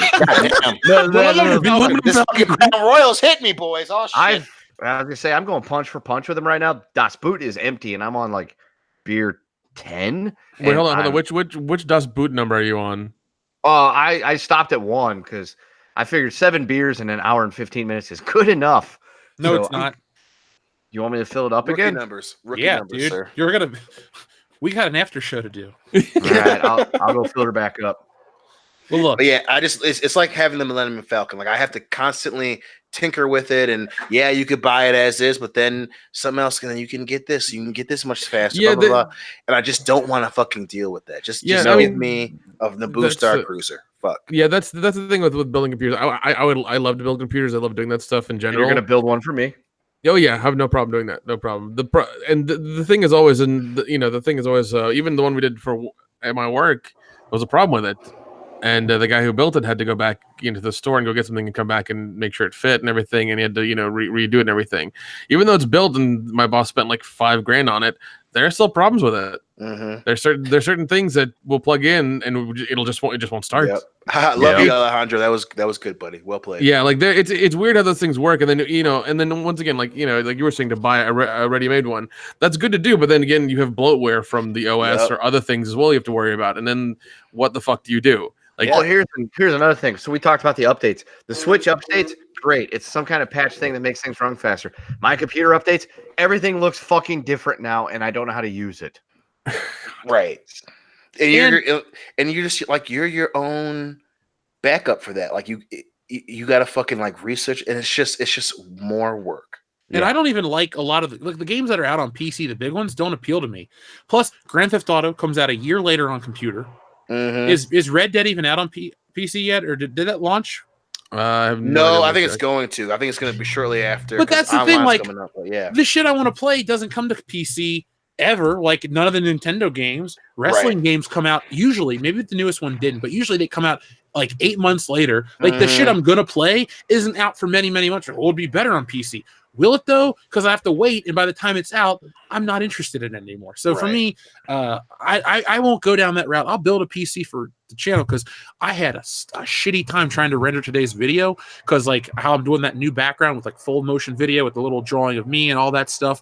Like this little laptop cannot process enough. It doesn't have enough. Yeah, dude, you gotta get a gaming laptop. That's the route I went, and I've had mine for like 4 or 5 years now, and I've done a lot of shit with it, and it's still running. Well, this thing has an i7 7th gen in it, and when I bought it, it was cool, but I guess it just needs more. Yeah. Unlimited power. Unlimited power. I swear to God, if he comes back in episode 9, I might throw something at Kendo. Dude, I just can't get why it's like, hey, we're gonna do something original. We're not just building up old shit and then the trailer drops. It's like we're bringing up old shit. I'm just like, fuck you, LucasArts. God damn it. Fuck you. Yeah, I have what no. the fuck is your problem? Like, for our listeners out there, I am going to finish our Star Wars Trilogy Bullshit Edition. I'm actually coming up with stuff for next week because there's no way I could get it done tonight.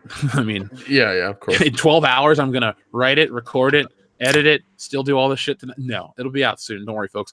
Tomorrow, though, I ordered a new tripod, so I'll be able to film all the P.O. Box stuff. So that's going to be a journey.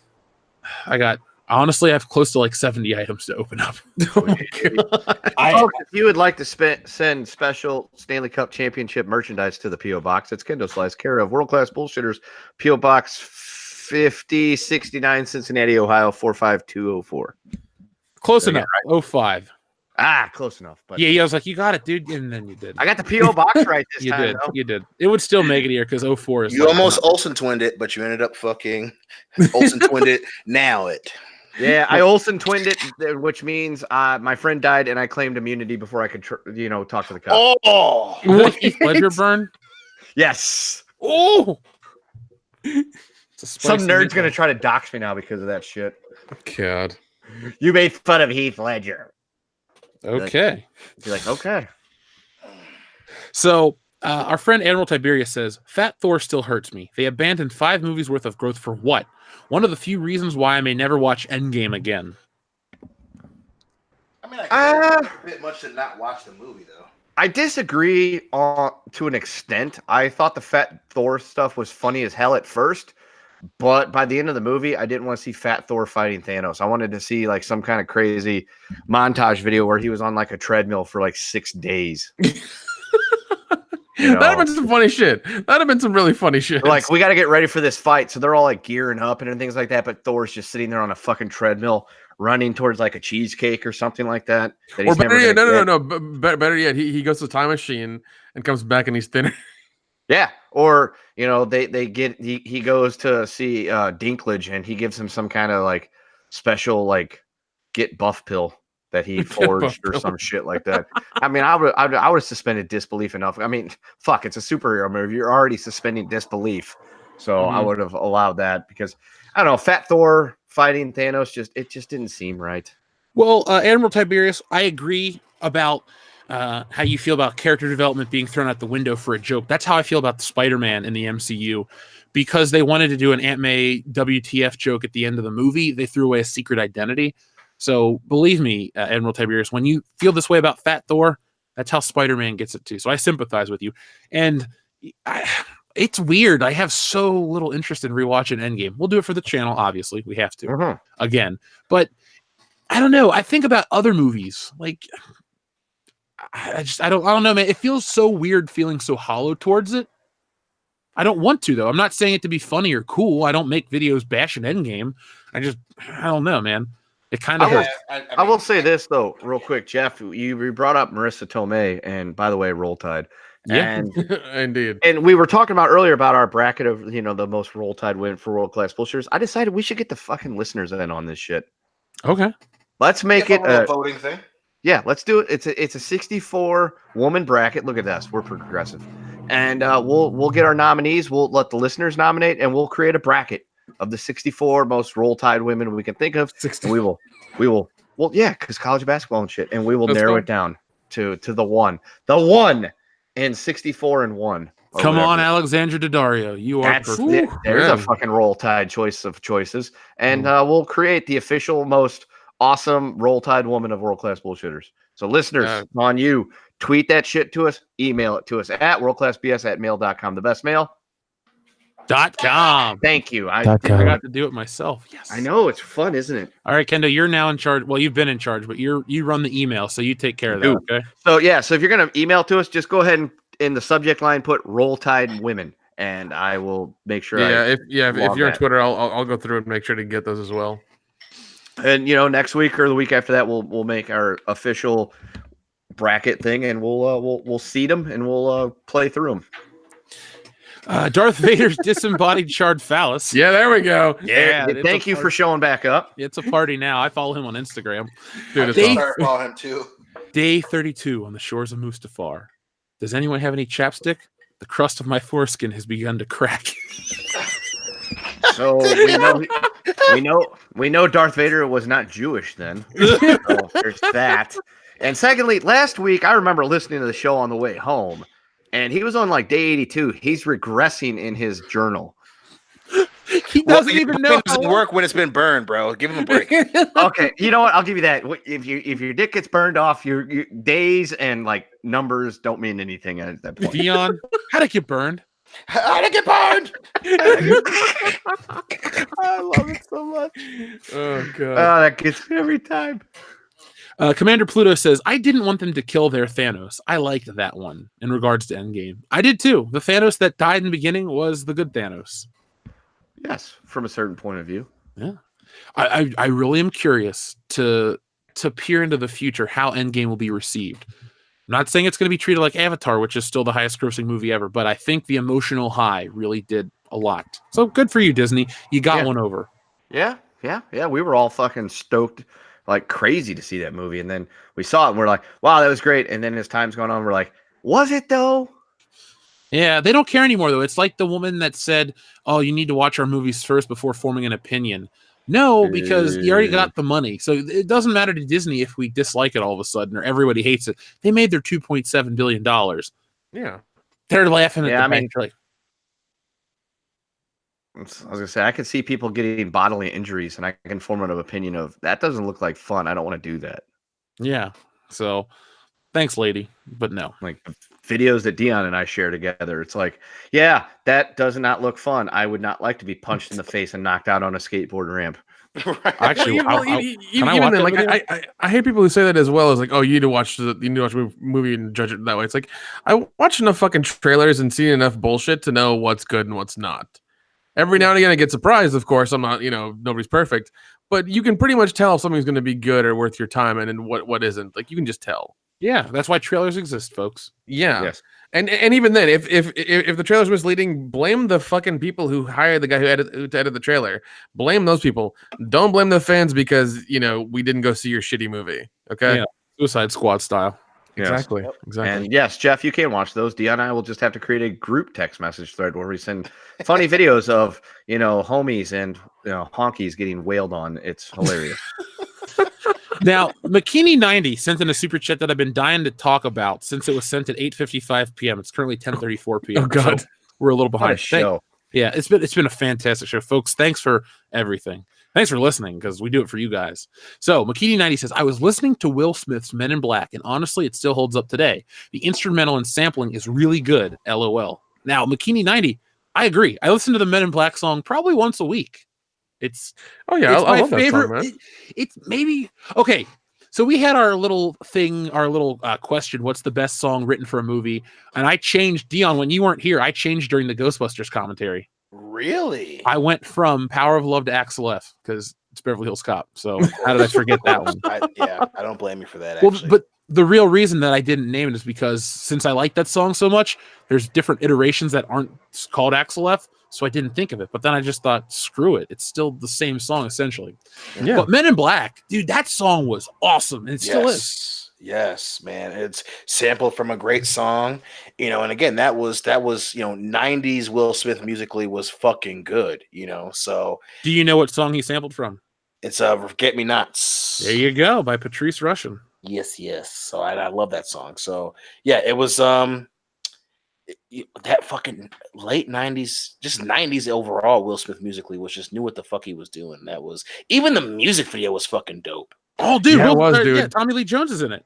Yep, and he's dancing with what's his name, the alien from the beginning, Mikey? Fucking Mikey. Yeah, God, that. But the video's little fucking speech is amazing too. He's like, "Where you're something. We operate in shadows or whatever, and we look and we dress in black." And then the song starts to play, Yes. and then Will Smith neuralizes you at the end of the video. Yeah, dude. Oh, that was cool. Oh man, I missed. Yeah, because then he followed up with Wild Wild West, which was a good song. It was wonderful also song. sampled Wonderful from a song. great- Even because he had on 2 albums. I mean, I think that's probably I think that's in the running for a best song written for a movie. I think it definitely loses to Men in Black. I mean, especially because you have Forget Me Nots, and then Stevie Wonder was what was Wild Wild West was sampled from, because even Stevie Wonder was in the fucking video. So yeah, but So Men was in Selma Black Hayek though. Ooh, yeah, it did have Selma Hayek. Add her to the list.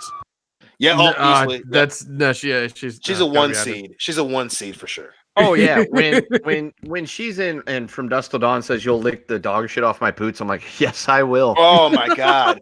Talk about a cool line from a bad guy, and then the fucking anti-hero's response. That's such a great exchange. God damn, I love that movie, Dude, that movie's got some of the greatest lines in cinema history. The part where Cheat shows up at the end, and he's like, what, were they psychos? And he goes, did they look like psychos? Psychos do not fucking explode when sunlight hits them. I love that line. So crazy they are. No, they were vampires. Yeah. Oh fuck, dude, that line is so good. I know. It's still, you know what? We're gonna have to watch that for the channel for Schlocktoberfest. Yeah, God. I agree. Fuck yeah, dude. Fuck yeah. I love when so Tom Savini was at Horror Hound. He kept looking over at our sign because I think he liked it, and Dion will go, "Sex machine!" Yeah, I was gonna say it didn't help that every time you walked by Dion and I were like, "Sex machine." We were drinking, so I do not feel bad about that. No, we're not. Yeah, we're not saying that at all. But it was just funny as hell. Like, every time, like he was like, I think he gave us a fist pump once. Yeah, the first time we got a fist pump, and then after that we got a look of I fucking hate these guys. But he kept looking over at us every time. Like he was on a different path, and he would stop to look at the table. I'm like, Tom Savini, do you listen to the show secretly? You want to come on and talk about whatever? I would like to think that he does. I would like to think that he's in the comment section right now. Who knows? He might be, McKinney90 is secretly Tom Savini. He could be. But even then, it might be Marat the Elite. We don't know. Tom Savini's done some shit, and like he's talented as hell, man. I've seen a lot of his stuff. Oh my god, he's done so many movies. And he's a sex machine. Is he the greatest VFX? Oh shit! He's up there. He's up. No, he's up there. I'm not gonna say greatest, top but he's 3, up there. Probably. I think. Oh, dude, easily. If it's a Mount Rushmore of that shit, he's on it. Rob Bottin might be number 1. The guy from The Thing. Yep. Yeah. Oh fuck, dude. Dude, well, there's also Rick Baker. Yeah, I'd say Tom Savini would be 4. Yeah, Rick Baker has done the aliens for Men in Black, I think 1 and 2, or maybe all of them. I'm not sure, but he did them for part 1 definitely. He's did American Werewolf in London. He's done a lot of stuff, man. Because that was the transformation in London was the one that kind of shot him to superstar. Probably up until The Thing, where that was the best transformation. That's that's the same year, isn't it? Or one's 81, the other one's 82. I think. Yeah. I think Thing is 82, and then Yeah. then Werewolf is 81, so it's after. But yeah, Now, man. the funny thing is how we've gone back to the age of latex and practical effects. I actually saw that Warner Brothers is releasing some traditional style animation. Have you guys seen those new Looney Tunes cartoons they're going to put out? Yes, dude. I haven't at all. They're actually there's one of Bugs Bunny and Elmer Fudd, and the cool thing is, like, they change up Chip and Dale, or they change up all these other cartoons, and they look really crappy. Yeah. Mhm. New Looney Tunes designs really, they don't look exactly like the old ones, but they still look like a slight alteration. They don't look like the Cal Arts version or whatever the people in the chat like to make fun of. They actually look like pretty faithful renditions of Bugs Bunny and Elmer Fudd. So I will watch these online when they come out. Yeah, because I watched the what was it, the DuckTales new one recently. And I was just like, it's okay, it's all right. I don't By care the what way- it does. That theme song's awesome. Yeah, and it was one of the greatest ever, something to video game, things ever. Oh yeah, dude, that game, holy shit, Dude, love the game. Nintendo game was great, and I even got the Yeah. updated version on Wii U, and it was like there's something slightly lacking, but this is still amazing. No, Okay, the Chip and oh god, that was a great game for Nintendo. Yeah, dude, DuckTales. Oh yeah, that was awesome. That was one of the good video game, cartoon movie crossovers. Yeah. yeah, definitely, man, definitely. I miss that. That was a fun game. Yeah, because you were Scrooge McDuck, just bouncing around in your cane, killing stuff, and swimming in your pool of gold. Mm-hmm. God, I want to do that. PS3 version, because you could go back to the house and do all that extra shit. Yeah, you could. Yeah, the remaster. Yeah, it was a lot of fun. I wouldn't mind more updated remasters like that. I know this is a weird switch on the show, but for me, I can't. Obviously, you can't get a WWF No Mercy because of the licensing of the old wrestlers and Chris Benoit and all those people. Who? Exactly. But Vacated? if they could and they could do Mega Man X or Oh my god. Yeah. with HD animated graphics, dude, sign That me would be dope. I know that they did end up putting, they had the Mega Man X re-release for PS4, and it looked pretty good, but you can tell that it's just Oh, yeah. upscale. yeah. Dude, I would run down a senior citizen for a Mega Man 2 HD port. Because they did it for Street Fighter. Have you guys seen the Super Street Fighter HD remaster from a couple Yeah, I years? thought it looked pretty damn good. Yeah, I bought that. Oh, yeah? I want- Hadouken and shit. yeah, dude, I love Street Fighter. It's not even Oh, funny. it's such a great game. I've been hankering to play some Street Fighter so bad that I've been playing as Ken in Smash Brothers and fighting Ryu. Just Oh, yeah, dude, you're playing as me, and I approve. he is my favorite Street Fighter character. He's my same boat, Now, buddy. speaking of Street Fighter, Down Forward Punch says, "Hickory dickory dock, the mouse went up the clock. Get down, run, get to the chopper." Oh god, you guys need to watch Drunk. What is it? No, it's historical roasts or whatever with Jeff Ross on Netflix. Or just go look up Gottfried or Gilbert Dice Gottfried and just watch Oh no, his- no. Gilbert Gottfried is in one of them, and he's Hitler. Oh God! I can Okay, I'm imagine saying. how Drunk amazingly history? ironic that is. It's historical roast. I think is what it is. Not drunk stories. It's Oh, historical roasts on Netflix. There's only 6 episodes. That's it. gotta check that out. But Gilbert Gottfried is Hitler. And he is hilarious. Our friend Rob at Fun Point says, "PARTY, cause boob, loving the Patreon shout out. Happy to support World's Best Bullshitters." I agree. Party Oh, my- blues. Thank you, Rob at Fun Point. We appreciate you. Stitch Snow says, "Holy balls, I made a live stream for once. Hey guys, take my money."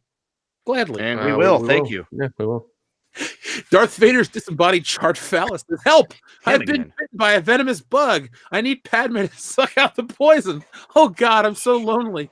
Stop, uncontrollably. Be careful. If you see somebody coming at you with a bottle of mustard and a bun, run. Because you are seriously in trouble at that point. To find Darth Vader's disembodied chart phallus. Oh my god. Oh, yeah. Pizza found a dickus. I feel God. It's funny because I love that account, but every time I think of the episode of Pickle Rick every time. A pickle Rick. Yeah, because like of him trying to get off the table and dealing with that. And I'm charged, phallus. Yeah, like I just think of that the whole time. Like that's the kind of trouble he's in right now. He needs to build himself like a cockroach suit or something. He's the part where he's in the middle of the driveway, drying out. Yeah, It's like, oh god, this is not good. And then the rains came and the rats got him. Yeah, and Queef was on TV. That was a good episode. I still think my favorite Rick and Morty is the mech suit, and they played that Tony song as they were killing people. Yeah. I think that was season 2. yeah, I think it was. Oh man, Yeah. I rewatched that series again, and I still fucking love it. That was It's still the so good. shit. What was it? The thing, the played out movie premise with the crime free thing. Purge. Yeah, it was like the Purge. It was Purge. they went to another planet and they spurged. Yep, another Purge planet. Yeah. I think the shows. I think they're doing a Christmas thing, or it's coming back in towards Christmas or something. I don't know. I need to re-up on that. I'll watch season 3 when it happens, or season 4, excuse me. Yeah, definitely. Oh man, I fell hard for that show. It was so much fun. Sir, yes, it was. Rhino4563 says Tess was in Copper on BBC America. She was actually good in that. Now she's popular. Now that she's popular, she's crazy. When you first started talking, I thought you said test. And I'm like, he's dead. He's not. Yeah, he's not around anymore. Yeah, he's not anything anymore. Now he was in that episode of that show that one time. Yeah, that movie with that guy that was in that thing last year. Ooh, Navy SEALs. Thank you. I set that one up for you, and you just banged it in. That's awesome. Well, I love my friends. I haven't heard of that show, Rhino4563. I don't have cable anymore, but when I did, BBC America was frequently on because of, I'd watch Doctor Who reruns, sometimes Next Generation reruns, lots of old. They would do like Monty Python weekends. Yeah. Sometimes you would catch Are You Being Served and Keeping Up Appearances, which are 2 of my favorite British shows. Oh, totally. I got the box set of Are You Being Served. Only got 69 episodes, but I got the series. So, did you ever watch Father Ted yet? Even though it's technically an Irish show, I will watch it eventually. I haven't. Good, because I watched it again the other day, over the course of the weekend for like the 8th time, 10th time. I don't know. I fucking love that show, dude. You guys need to watch. You guys need to watch Letterkenny on Hulu. I know. I got them all because you gave them all to me, and I need to watch them. I just haven't watched them, and people at work make Letterkenny references. I'm like, I don't understand what this has to do with Irish priest on Craggy Island, but I will watch this show. Yeah, I just keep watching clips. I watched a couple episodes of season 1, but I watch a bunch of clips. God, I fucking love Letterkenny. It's And the first coming tomorrow. I support the name of the title. You would. Yeah, because it takes like the first episode's a little weird, and then it takes like at least an episode, like 3 episodes to kind of get into it. But once you do, it's fucking hilarious. Where's the salt and pepper, bud? Don't you fucking start. So in other words, that's what I should do Saturday night. Don't step on the S&P. All right.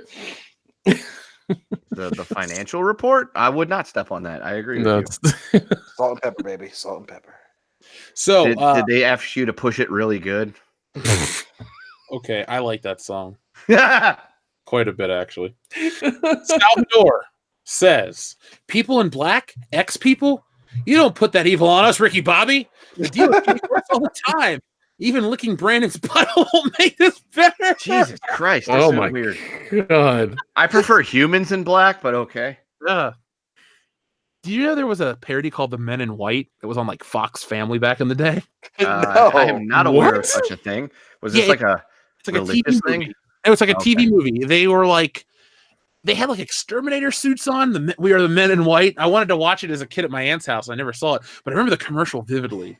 Unless it's John Goodman as an exterminator, I am out. Isn't he an exterminator on King of the Hill? Yes, maybe because he's also an exterminator in arachnophobia. That's the line I was getting at there with the whole that was peak John Goodman, dude. He's walking around. He's got the curly fro thing going on. He's good now. He's damn good now. St. Louis's own. He's probably as drunk as I am right now, and I support that because I'm on Brett Hall night 2. Well, I know how Salvador could always throw Step Brothers references at us. He wrote me a letter once about that. He's sent us super chats about that. He keeps the love of Step Brothers alive. Has he threatened to drag his sack against your drum set yet? He knows I don't have a drum set. But if I did, the drum set would be a guy, and he knows what would happen. So Long as he knows. Yeah. Oh, did you watch the video that was released a couple weeks ago of all the outtakes from Step Brothers? Yep. No, because you know how I feel about Will Ferrell. Yeah, but they're really funny. You should give them a chance. Raiders of the Lost Flick says, this one is for Kendo. What do you get when you watch two girls in one cup? The 2019 Stanley Cup Championship. Chicago Blackhawks fan forever, baby. Oh, fuck you. Oh, good luck. Two girls in one cup. Yeah, what girls, bitch? Two girls in no cup is the Vancouver Canucks and the Sedin sisters. No, you watch that video, you can tell those two bitches are from Chicago. That's right. Look at them. They're a bunch of shit-eating bitches, and that's Chicago in a nutshell. Blues! Dion and I just cut an epic promo. That's right. Go Wings, bitch! That's right. We're still technically rivals. We don't play each other anymore, different conferences. So me and Dion are cool with each other. And you know what? We're coming for you. Swinging Cod says, I am so glad I could bring you pain. And that's the guy that requested Mother. You son you can't, of a bitch. Yeah, we've made a rule now. All requests have to be filtered. And, I actually thought about this yesterday during intermission when I was kind of drunk and I was reliving the pain of Mother from the 2 nights before. But you know, the joy of being up 2-0 against the Bruins. Anybody that's beaten a Boston team is a hero in my book, and since it was my team, we're superheroes. And I decided I was going to create this thing. It's called the Mother Principle. And we're going to create a list of movies that just shall not be watched. It's going to be like Chris Benoit. We don't talk about them. We don't mention them on the network. These are movies that just will never get commentaries. And it's because of Mother. Ooh, I want to see that list. Well, we got to have to make the list because, you know, we're a team. We're all for one and for all for all. You fuck with one of us, you fuck with all of us. Just like how Dion and I just went schooling on that guy. What are we, New York City and Spider-Man and the Green Goblin? No. We're like the Warriors, and we're trying to fight our way back to Long Island. You mean Coney Island? Coney Island. Whatever. There's an island involved. God damn it, get your shit together, Kendo. And there's baseball furies and orphans, and we ain't taking that shit. I'm gonna watch it. I'm gonna watch it again tonight. I fucking love that movie. We should do a commentary for that soon. That's the only funny thing is like as much like especially when you like got a close knit of friends and you watch movies like that, you tend to like put in how you and your friends would do that. And every time I watch the Warriors, I watch the movie a lot. I love that movie. When what's his name is Warriors come out and play, I can just imagine just be like, yeah, bitch, we're ready to plug out the fucking car, pussy. Let's fucking do this, bitch. By the way, there is a Jericho podcast from. It was actually during when we were in Chicago because me and Nick were going to listen to it one night. Anniversary or whatever. Yeah, the 40th anniversary. Because I was like, oh, dude, he's got a 40th anniversary of the Warriors thing, and he's like, Nick's like, we're too drunk to listen to that right now. Maybe tomorrow, but because tomorrow we were still drunk, we never listened to it together because we were going to do that. Instead, we watched the fucking Behind the Curve thing again, laughed our ass off, and passed out. It was great. You know what blew my mind is that guy is a fan of Jesse's. That's what. Yeah, I know. That's so weird. It's a small world after all. He's such a chode. Well, I mean, if you watch the documentary, I mean, he falls in love quite a bit. Let's be honest. All right. Yeah, to be fair, he totally got cucked out by that chick. Oh God, that guy's knee just got fucked. Yeah, we are a couple of besties, and we just looked at each other. We're like, the look, because the look on her face was committed to the idea that me and this guy are just really good friends, and the look on his face was like, what? I thought. Yeah, I've never seen somebody publicly like friend zoned so hard in my life. Oh, dude! In a documentary, like a TV show is funny as shit, but in a documentary, you get friend zoned, as in you got friend zoned in an educational piece of fucking entertainment, son. Yeah, and ain't going away. You know, he was setting up to crash that net, and it just got stoned, and it was like, oh shit, I just got fucked, and not in the way I wanted. Let's see. Echo Base Network says my friend was Jada Pinkett Smith's guitar player in that band of hers for a short time. Cool. What was the band's name? That's what I would like to know. Was it the Fresh Princess? We've met Echo Base Network. He was at Star Wars Celebration. He had a bunch of stories, so this dude's legit. Nice. But yeah, I don't know the name of the band. Okay, Google. What was the name of Jada Pinkett Smith's band? The Smiths and shit. Jada Pinkett Smith's musical groups are Wicked Wisdom and Wicked Wisdom. Oh, okay. Shit. Wicked Wisdom guy. And the official new world-class bullshitters band that is us is Smith and Shit. That's our name, Smith and shit. We should Starring Jeff on the keyboard and me on busted ass broke dick guitar. We're gonna make that a T-shirt. Smith. Dion is bass and Nick vocals. Are you sure you want me to sing? Yeah, you're Yoko, you Tim. Yeah. Just go scream. Yeah. You can do that. One in there somewhere. Oh God, I'm gonna get really white girl wasted for that shit. All right. Oh, yeah, like that's a problem. Yeah, that's a problem for you, Nick. Yeah, it's real hard for you to do. We really could sell our album for 1 penny. We People could. really could. And if we sell 100,000, every subscriber buys one, we're semi-lit, like kind of rich. Kind of rich. It'd be $1,000. Well. I wonder what legitimacy do we have to go through to make it platinum? Like, if we sell so many, how many That's mixes? all a million, and I think we could do that because I'm willing to at least buy 100 at a penny. Yeah, but it says how does that work exactly? You know what? This time next year, we need a platinum album. We will. Darth Tico's a musician. Ooh, okay. A couple people try to reach out and help us for Party Boob. Dude. Well, then we need to work on that and make our We're our seminal album debut a platinum, and then we could call Jay-Z and be like, "Hey, we got a platinum album. What have you got?" And he's like, "I got way more money." And be like, "Oh yeah, well, fuck you." we're better than Spin Doctors, so That's right. just go ahead. All right, Billy Ritchie said, "My dad is listening right now, and Dion is his favorite." Oh, that's nice. Cancer from Uranus, which is a real screen name. That is awesome. I applaud you, sir. Bat in Italian equals Pipistrelli. Batman equals ? Okay, so I guess this is a riddle from Cancer from Uranus. Okay. Is it Pipistrelli home? Wait, no, that's French. HOMME is French for man. Okay, Google.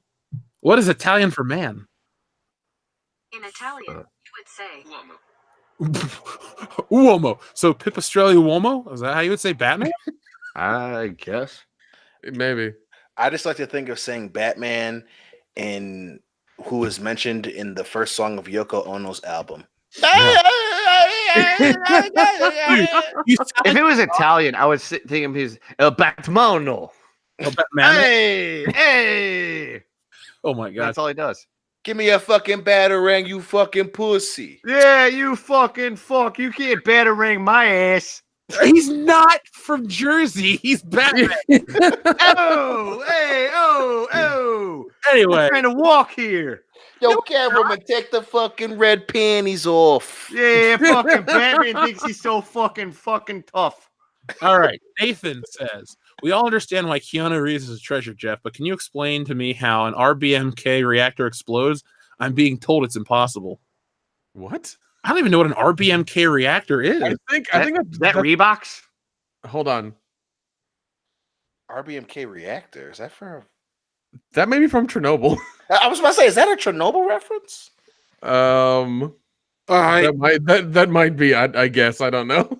I am not a science guy. Yeah, we're Which, not. fun fact- We're not nuclear physicists. So No, but I fun think fact, no, it is a Chernobyl reference because I looked up RBMK reactor and then like the next thing comes up is Chernobyl. Well, Yeah. folks, listen to this. We're gonna do the Jordan Peele Twilight Zone soon. That'll be one of our. That's it. Yeah, that's gonna happen. And then once Chernobyl ends, we'll get on that. And then after Twilight Zone, it's Chernobyl.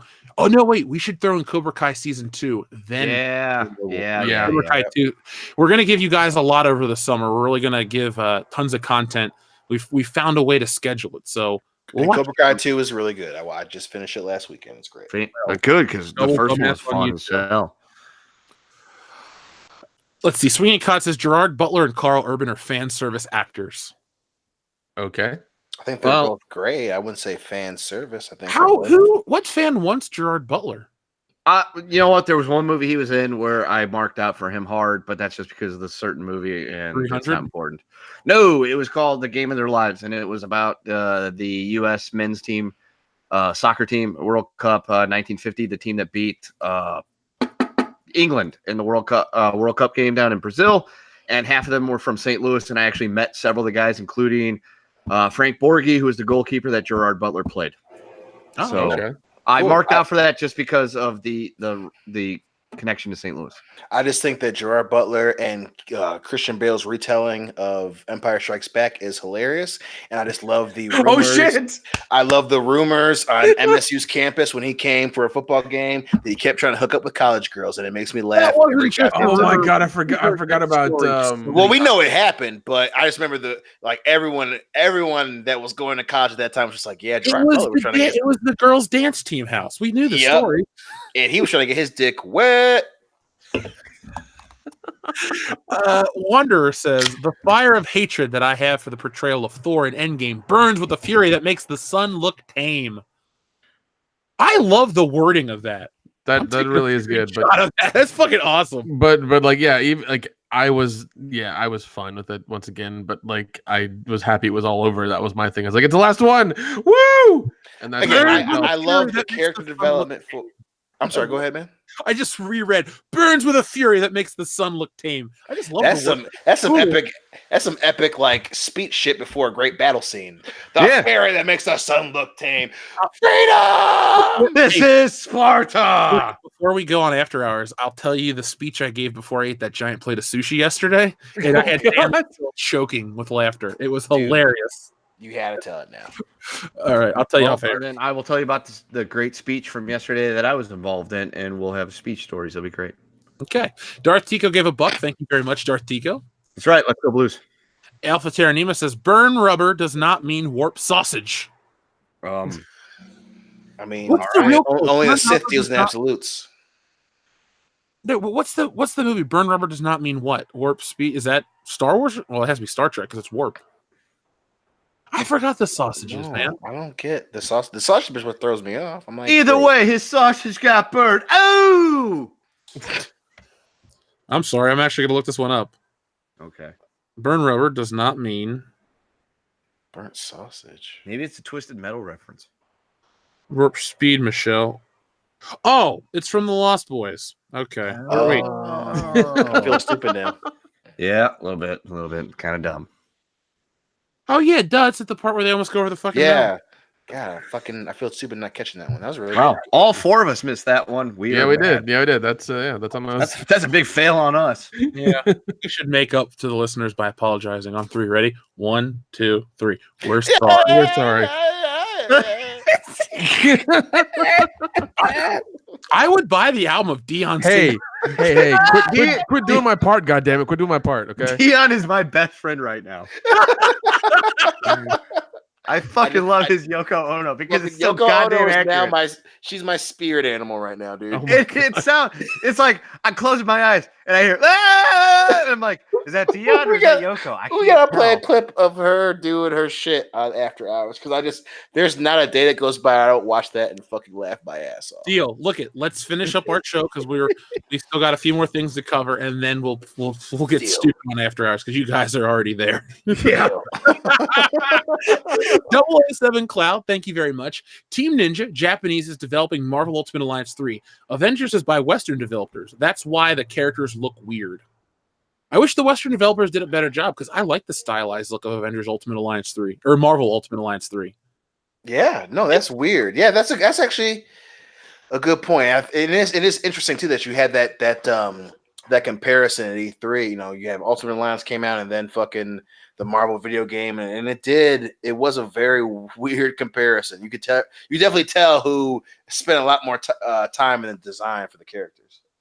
And the nice thing too is that the Ultimate Alliance 3 game has like voice actors that sound kind of like the movie. Right. So they look stylized, but Magneto sounds kind of like Ian McKellen. I like it. It's comfortable. For sure. It's comforting. For sure. Frera Joker, that's a pretty cool name, says, why are you talking about Mother? Spider-Man is coming out. Spider-Man. Well, yeah. I'm excited for Spider-Man. If I can find time with the guys, we could do... I'd love to have enough time to do Men in Black commentaries and Spider-Man commentaries before Spider-Man's out. Because just the Raimi ones. Because the Mark Webb ones suck. I'm your Huckleberry. I'll join you for those. I know you will. Because we're excited for Spider-Man compared to Mother because a colonoscopy is exciting compared to watching Mother. Oh my god! So the root canal. Yeah, I'd rather be, bent over Fletched out and hear the snap of the fucking rubber glove compared to watching Mother. Dude, speaking of Fletch, my soundtrack should be here in a couple days. Ooh, Nice. Ooh, nice. Yeah. I mean, it's okay that it's from Fletch Lives and not the original Fletch, but I'm still happy and thankful. But I shit you not, I'm sitting here, I'm on my computer, I'm on my phone, I go, oh, and I get the message, I'm like, Fletch Lives, soundtrack now available. I'm like, blah, blah, blah, blah. Start doing it. I'm like, Mom, guess what happened? She goes, oh, are you going to buy this? I already did. I almost bought 2 copies. I was like, Nice. more Fletch. It was like me and that Stanley Cup mug last night. Yeah, well, I think you're a little more emotionally attached to the Stanley Cup. Oh, it's like, I'm bringing it to fucking Horror Hound. People can get pictures of me with my replica Stanley Cup. What you should do, folks, is tip Kendo. Yeah. Bring your change to Store Hound. I'm not above taking quarters. Care of Kendo Slice. I'm like an arcade machine. Finish the rest. There wasn't any. It was just Everybody gets to play. Nah, just give me cheap. Everybody gets a turn. Nah, just give me your quarters and I'll insult your intelligence and make you feel like you suck. Just like a real arcade game. Well, Okay. Like, too bad you lost. Continue. Frere Joker, though, I will be talking a lot about Spider-Man. One of our listeners messages me every once in a while. I was like, I just want to tell you again, dude, I loved your Spider-Man month content. That was like 2 years ago. So I'll do some more Spider-Man related stuff if you guys watch it. I love doing it. It's like talking about, I don't know, myself. I know the character so well. I've been going back and reading old issues. Dion, remember a character called the Tarantula? I do. I'm reading this issue. It's like 236, maybe. Anyway, Spider-Man beat up the Tarantula, and like the Tarantula thought he was about to get assassinated, but they're like, "Oh no, you did a good job. We're gonna use you to do whatever else." So it's a weird era of Spider-Man where he doesn't fight supervillains; he just fights like criminals and drug lords. But I love it. Yep. And then they put Tarantula into Daredevil. Oh, he's in that series too. Yeah. I don't think it's the same Tarantula, but yeah, no, I specifically love that Spider-Man issue too. I know what you're talking about. A little inside baseball. When you put those commentaries out for the Raimi trilogy, I went and bought them on Blu-ray specifically to watch them, listening to you talk about it. Ooh, yeah. I was in my grandma's basement recording first commentary by myself. Yeah. Thanks, Cloudy, for fucking up the other ones. Yeah, I was gonna say, I know the story behind the reason why you did it by yourself, and it was like, I'm watching this movie with Jeff. He's a super Spider-Man fan, and then it's like 2 years later, I'm really good friends with Jeff. Yeah, you are. Oh, dude, no, I remember that commentary night. Yep, I remember that one. Yeah. If I find that file, I'll release it on video. Oh god, dude. Oh, because like you messaged me privately. You're just like, you need to cut this off, and I was like, why? It's like, oh, because they're being assholes. They're not talking about Spider-Man. And I was just like, if you got to do it, and then you did it. You're like, guys, worry about it. We'll do something else. And then I was like, all right, we'll do Spider-Man 2 instead. And then Letty's like, oh, let me go get it, and then he just fucking leaves. Yeah, dude. If you guys want to, if new to the channel especially, go listen to those, and you'll get Jeff's love of that fucking character because it comes through in crystal clear HD audio. But don't watch our old episodes because they suck. Yeah, start at episode 86, and that's all you need. I was like, maybe I should just Thanos snap, episode. Oh shit, 5 out of the way. But then I was like, there's a couple listeners that love them, so. I don't know. The time that I actually thought the show was ending because you guys were breaking up was a semi-epic moment. I'll tell the story on After Hours. All right. Dio Brando says, I would have replaced Captain Marvel with the Mandarin. oh my god. I mean, you'll never see him coming. Well, Captain Marvel didn't see Thanos coming either. True. She ain't seen anybody coming in a long time. Yeah, well, he fucking button hooked that bitch in outer space. I told you, dude. I want a cut of Endgame where he punches her and she goes, "Ow!" and then just flies off screen. Dude, so good. We all want that cut. We should make stupid videos where it's like every time someone gets it's a Bruce Lee film, but every time someone gets punched, Gilbert Gottfried goes, "Ow!" Oh my god! You know what? I think at this stage we could probably actually get Gilbert Gottfriid to do it for us. We could. He's not that expensive. I'll tell you a story that we talked about, or an idea we had about Gilbert Gottfried yesterday at dinner. 007 Cloud says, oof, damn, Jeff, Miles, I'd rather play as Spider-Gwen. She does have a cooler costume. But she still sucks. I just don't like alternate dimensions. The character's not terrible. I just hate that everyone's trying to bring Spider-Gwen into like the timeline. Like it's just like, no, keep her as a what if, keep her in a different timeline. That's cool, but don't pretend like she's as good as Peter Parker because she's fucking not. Marvel's smart though. They're like, yeah, maybe one day. And Kevin Feige's like, fuck that character. It's never happening. But Yeah. Like, no, like that's part of development. That's part of the lore of all of Marvel. She's not fucking randomly coming back. That's right. Hashtag not my Spider-Man. Hashtag Peter Parker. Hashtag save the tick. Hashtag save the tick. Hashtag Tobey Maguire. Hashtag let's go Blues. Hashtag Stitch Snow says my niece was born a little bit ago. I'm excited and wanted to share. That's all, gents. Congratulations, man. We got to call him Uncle Stitch Snow now. Yeah, Uncle Stitch, you're an uncle now. Yeah. Congratulations. Spoil the fuck out of that kid now. Get him out of trouble when his mom's about to beat his ass. Yep.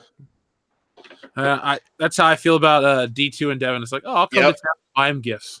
Yeah, they were good, even though they're not sometimes. Little people who get in fucking trouble, chaos, and goddamn mayhem. You cannot this alone with Sega Genesis. So, in other words, 2 foot tall versions of us. Yeah. Well, I can't wait to see them though. See if they're finally tall. Zaire says, "Sup guys, just got here. I was streaming Jedi Academy, best lightsaber simulator, the Jedi Knight series. On an unrelated note, what Star Wars alien / character would Scott Mendelsohn be? What's the one whose arm gets chopped off in a New Hope? Baba? Yep, that's him. Onda Baba. That's right. Does nothing, talks shit, gets his arm chopped off. Fuck him. Yep, that sounds about right. I'm gonna try to give a good answer. Actually, that was a good answer, but yeah, thank you. Let me give a different answer. Scott Mendelsohn would be Salacious Crumb because he's annoying, he stands out, and at the end of the day, he blows up on Jabba's barge. Yeah. Another honorable mention to that little weird, like fucking badger bear thing that's begging for a glass of milk at the cantina. Oh God! Oh, that cute little. That's a cutie. I like that dude. Yeah, well, you think Lena Dunham's a cutie too, and there you go. Yeah. I mean, you're not wrong. Touché. Bracket. No. If anything, she's a 16 seed, and she's gonna get steamrolled by a number 1 seed.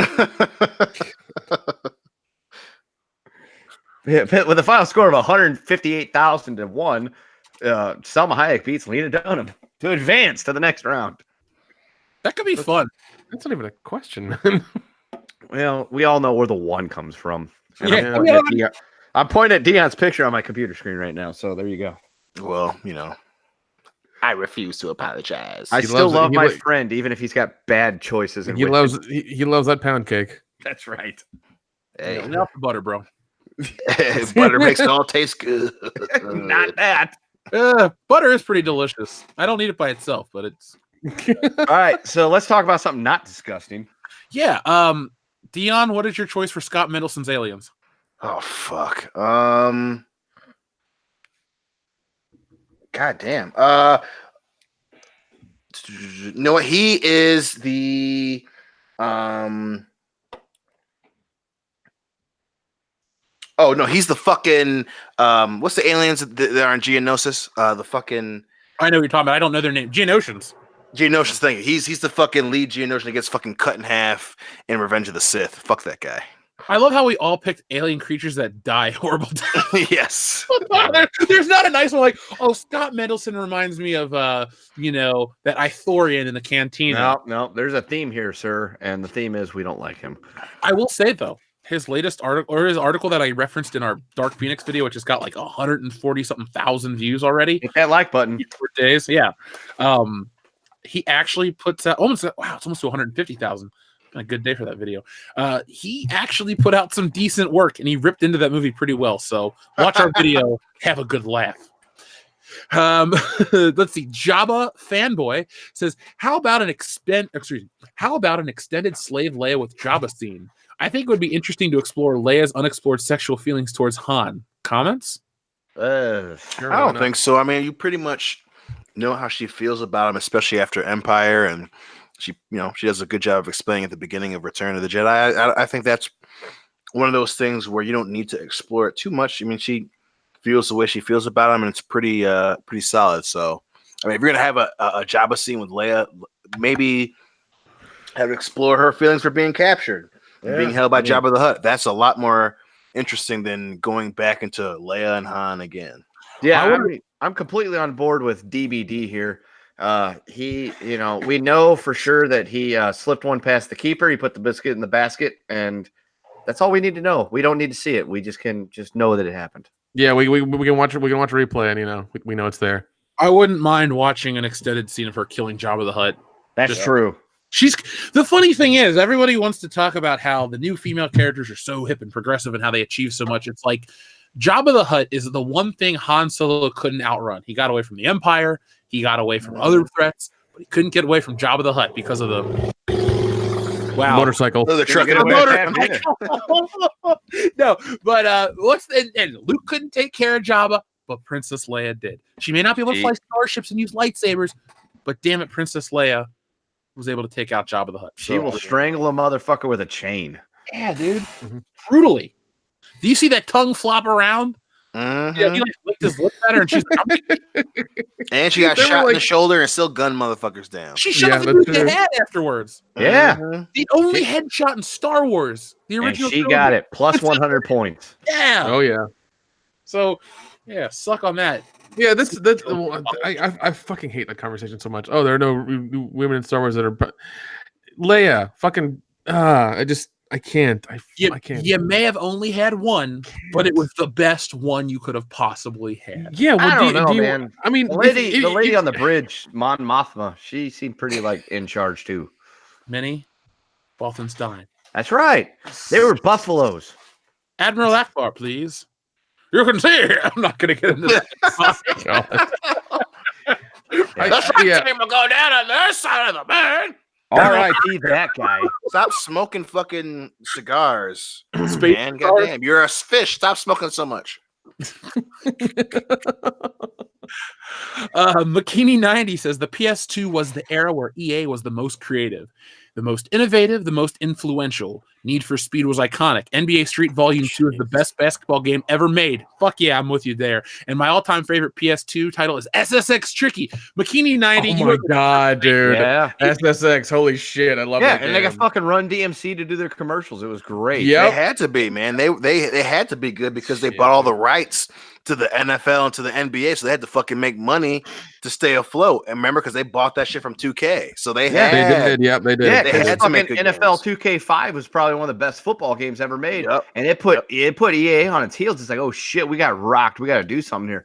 No, dude, EA. So like EA sucks now, but there was a time in the mid-aughts where EA they had their shit together. They had to, man. They put out college football, which I am one of the people that loves the college football games better than any fucking Madden title that ever get put out there. FIFA was good. They did change it up a little bit from 05 to 06 to try to compete with Konami and PES, which some aspects were for the better, some aspects were for not. But yeah, dude, even the NBA titles, man, I not much for basketball video games, but even then, I was like, they got some good shit coming on. Yeah, Street was fucking great. Dude, FIFA Street was even great. And I was like, as a traditional FIFA player, I'm like, dude, I like my 11 on 11 out on the grass pitch. But then you give me the Street version, I'm like, this is not bad. I'm enjoying this. And I mean, as much shit as we put on EA now with the whole pay to win stuff, dude, between 03 and 10, they had their shit together. And then they switched it over to the whole loot boxes, loot crates, pay to win. It's all about the online experience. Fuck the single player shit. And well, I mean, yeah, going downhill. Well, I mean, once again, if you want to send a message to them, just don't buy their shit. Yeah, that's why I haven't bought a FIFA game in 6 years. Yeah, don't buy their shit. They'll hopefully learn quick and get back to making cool stuff again. Yeah. Well, folks, if you follow us on social media, I just found my copy of SSX Tricky next to my desk. There you go. Using the hashtag save the tick. God damn, Makini90, you win, dude. That game was awesome. I got 2001 on the GameCube. I played the hell out of SSX Tricky. I was really good with Simon. Dude, it was like they took the best aspects of Tony Hawk's Skater and put it on a snowboard. Yeah, man. That was such a good game, and all the characters were great. Yeah. I much love the fun. dude with the big orange fro. Oh, Eddie? Yeah. Remember you could unlock videos of them dancing? Yeah. Yep. It was fucking crazy. Good times. Thank you, Makini90, for that trip down memory lane. Thank you. Will the Thrill 97 says, formerly known as Sills Will here. Kendo, they did it. I think the last time I sent a super chat, it was about them being in last place in January. Yes. LGB. Yes, on January 2nd, International Kendo Appreciation Day. They were the worst team in the NHL, dead last of 32 teams. And then 6 months later, play Gloria, Stanley Cup champions. Fuck Boston. We did it. I love that every time. Oh, man. All the pain is gone. Kendo, I'm so happy for you. I'm so happy for me, too. Admiral Tiberius says Alexandra Daddario. Enough said. # Roll Tide. Yeah, Oh, dude, she's a number 1 fucking seed in the bracket right now, unless we God, come up man. with 4 better. And I can't think of any. yeah, I can't either. She got Now, it all. here's a qualifying question, though. Are we talking about women in their prime, or are we just talking about now? Because It'll be in their prime, and we'll do it off on after hours. We got to give the people something for after hours. Come on, man. I know we do, but I know how Dion thinks, and he's gonna put like Ellen Mirren in there and be like, "Well, she looks great now." Be like, Don't you talk about Helen Mirren. old white lady Musk. Elon's mom, not their smell. Comanche Piper. Any thoughts on the new Shaft movie from 2019? Well, the new Shaft movie, excuse me. I will watch it eventually. I haven't seen Shaft in Africa, but I've seen the other Shaft films. And I like it. I mean, I'll probably go watch this weekend and see how it is. Once again, I'll probably pay for Shaft and try to get into Men in Black International for free because I'm not going to give that any damn money. I fucking hate I'm that shit. fairly certain I've seen a movie called Shaft in Africa, but I don't think it's the same one you were watching. I rented mine from a Blockbuster. Yeah, I did not. I watched mine on the internet, and we're just going to agree to disagree on this one. Richard Roundtree or Richard Roundcock? No, there was a white guy in it, and that's why I'm confused right now. Oh, okay. Well, white people and black people can be named Richard. Just saying. That's a true story. That's a true story. Horrorama movie trailer says skipping SDC San Diego Comic-Con this year, instead sticking close to home and doing Horror Hound and Indy. Too many things I want signed. See you guys there. That's right. Get us to sign some shit. Get a picture of me with the cup. It's gonna be great. And save the tick. Hopefully we remember to put Dion in his suit on Sunday. That's a true story. Yeah. Well, the last Horror Hound, Dion was indisposed on a Sunday. Yeah. Dion hit it too hard. Yeah, Dion flew way too close to the sun, and I refuse to feel bad about that. Yeah, and Icarus's wings did not last, and instead he got babysat by a cracker. It was great. making corned beef. That's right. I made him a beautiful corned beef dinner, and Dion and I woke up. He woke up. He was happy. I gave him some water, some Advil, and we watched The Wire together. And we had a good afternoon. Damn right. And Nick and I got stuck at Horror Hound. Yeah. It was so fun though, man. It was so fun. Yeah, we met a couple people that were really nice. I got a huge bag of M&Ms out of it, so I was happy. Oh, I'm going to Costco to get you an industrial sized one. Oh yeah, dude, that would put you at the top of the Mount Rushmore of Kendo's friends, which there isn't many. Well, I will bring you M&Ms just to solidify my spot because I can be bought and paid for in peanut M&Ms. Well, I have money, and I will buy you peanut M&Ms. There you go, folks. If you want to know the cost of Kendo's soul, it's now Stanley Cup Blues merchandise and peanut M&Ms. Now, Wanderer sent in 2 super chats, so this is a 2-part message. So, Wanderer, I'm just going to read these together. I think having Thor make the snap to bring people back would have been a better progression for his character if he takes the snap. Sorry, if he makes the snap, he makes amends for his mistakes in Infinity War, and also weakens him for the final fight with Thanos, making it more of an interesting fight. I agree. Yeah, that's a really great point. I like that idea. That is good. Yeah, because theoretically, Thor could handle the snap because he is a god.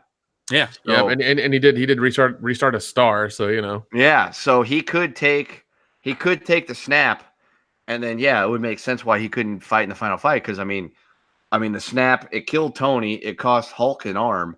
Thor, he's a god, so I mean, if anything, it would just fuck him up for a spell.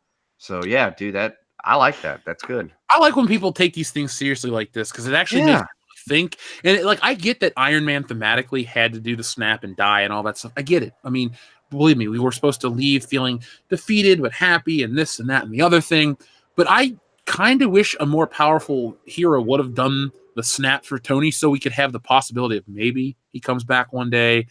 I know it's expensive for Disney, but come on, it's worth the money. Every time Robert Downey Jr. has been in a movie since 2012 for them, it's been $1 billion picture.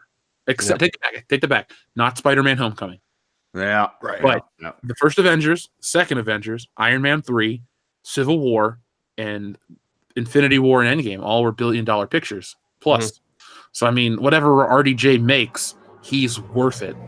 So we'll watch Brie Larson try to carry the load because she can't carry no candles. Yeah, oh god, carry candle. Yeah, I don't think she's gonna make our 64 list. No, she's not gonna happen. Sure that whole type of. Ugh. So what we'll do is we'll have to come up with our own lists, and then we'll compare lists, and then we'll take the listeners' lists, and whatever 64 are making. Yeah, we'll make it work. If I see Betty White on there, you're gonna get a high five. I mean, I think that she should make the list as at least a 14 seed for nostalgic sake. And she's going to be on that list because here we go. All 4 Golden Girls make it as at least a 14 seed at this point. I call Rue McClanahan. That's true. All right. We'll have a bracket. We'll have the Kendo region, the Jeff region, the Nick region, the Dion region. We'll have our own regions. And, we'll each get our own Golden Girl. I'm taking B. Arthur because why not? Airheads loved her. And so, and we'll have it. There'll all be 14 seeds. There's probably a good chance they're going to get knocked out. But we make it a Cinderella story. And Estelle Getty may make that Final 4, baby. Sorry. We had a new patron, so I just want to give a quick shout out to our friend Matt. He just joined our Patreon tonight, so I'll probably read it next week on the show because the way I do the list on Gmail. But either way, thank you very much, Matt. Thank you. Thought you'd be bigger. Bear says, "Did you hear about Ginger and Boots?" No. Do you guys know what that is? I didn't hear. No idea. Let me look it up real quick because I'd love to. Thinking that might be a movie I watched that is not the same as everybody else. That's Ginger in Boots. Oh, wait, hold on. Oh, okay. Oh, Letterkenny. Okay, hold on. What? I need to figure this out right now. The Ginger and Boots are minor characters on Letterkenny, primarily referenced as part of an extended running gag. Yeah, I definitely didn't watch the same thing. I need to watch Letterkenny now. That'll be on my list eventually. The only thing is, folks, it's hard to do comedies for commentaries or discussions because what everyone finds funny is different. A stupid line out of the first Thor movie makes me laugh when he's going, oh my God. Okay, I remember this now. Jesus. Okay. All right. Well, that would also kind of go on our mother list. Like, we could never do a Dumb and Dumber commentary. Yeah, because it's just such a good movie. Yeah, we'll just be spending too much time laughing at the jokes that we wouldn't really be able to comment on it. Except for to be like, hey, you see that? That's Charles Rocket. He said fuck on Saturday Night Live once, and then he killed himself. Yeah, in a field, on a beach, Halo Reach style. That's right. He did not make it past the elites. Jeez. The Grand Inquisitor says, here's one from the road, homies. Party boob! Party boob, indeed. If you're looking for a good bourbon, give Eagle Rare a shot. It's one of my go-to whiskeys. Party boob for life. That's right. Party blues for life. Our friend Logan Michael, the anti-Funko Pop, says, just got Laurie Strode. Good figure. Pop gay. Now, Logan Michael, have you seen the new Linda Hamilton Terminator figure? It looks really good.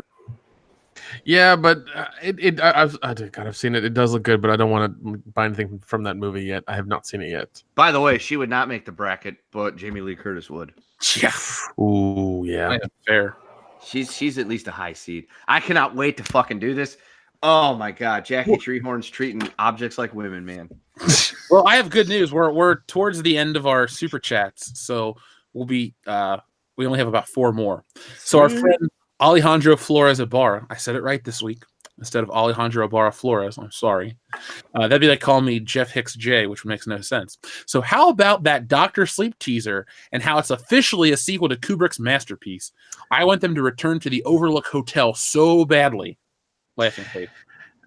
Yeah, I haven't seen it yet. I've just read about it yet. I need to watch it. I'm falling behind, but yeah, that's what I kept hearing about them making that, and it's just weird to me that they're trying to make a part 2 to that or make a series out of that. Ewan McGregor's in this? Yep, Ewan McGregor is Danny Torrance. Cool. I'm not like super excited, but I do love Ewan McGregor.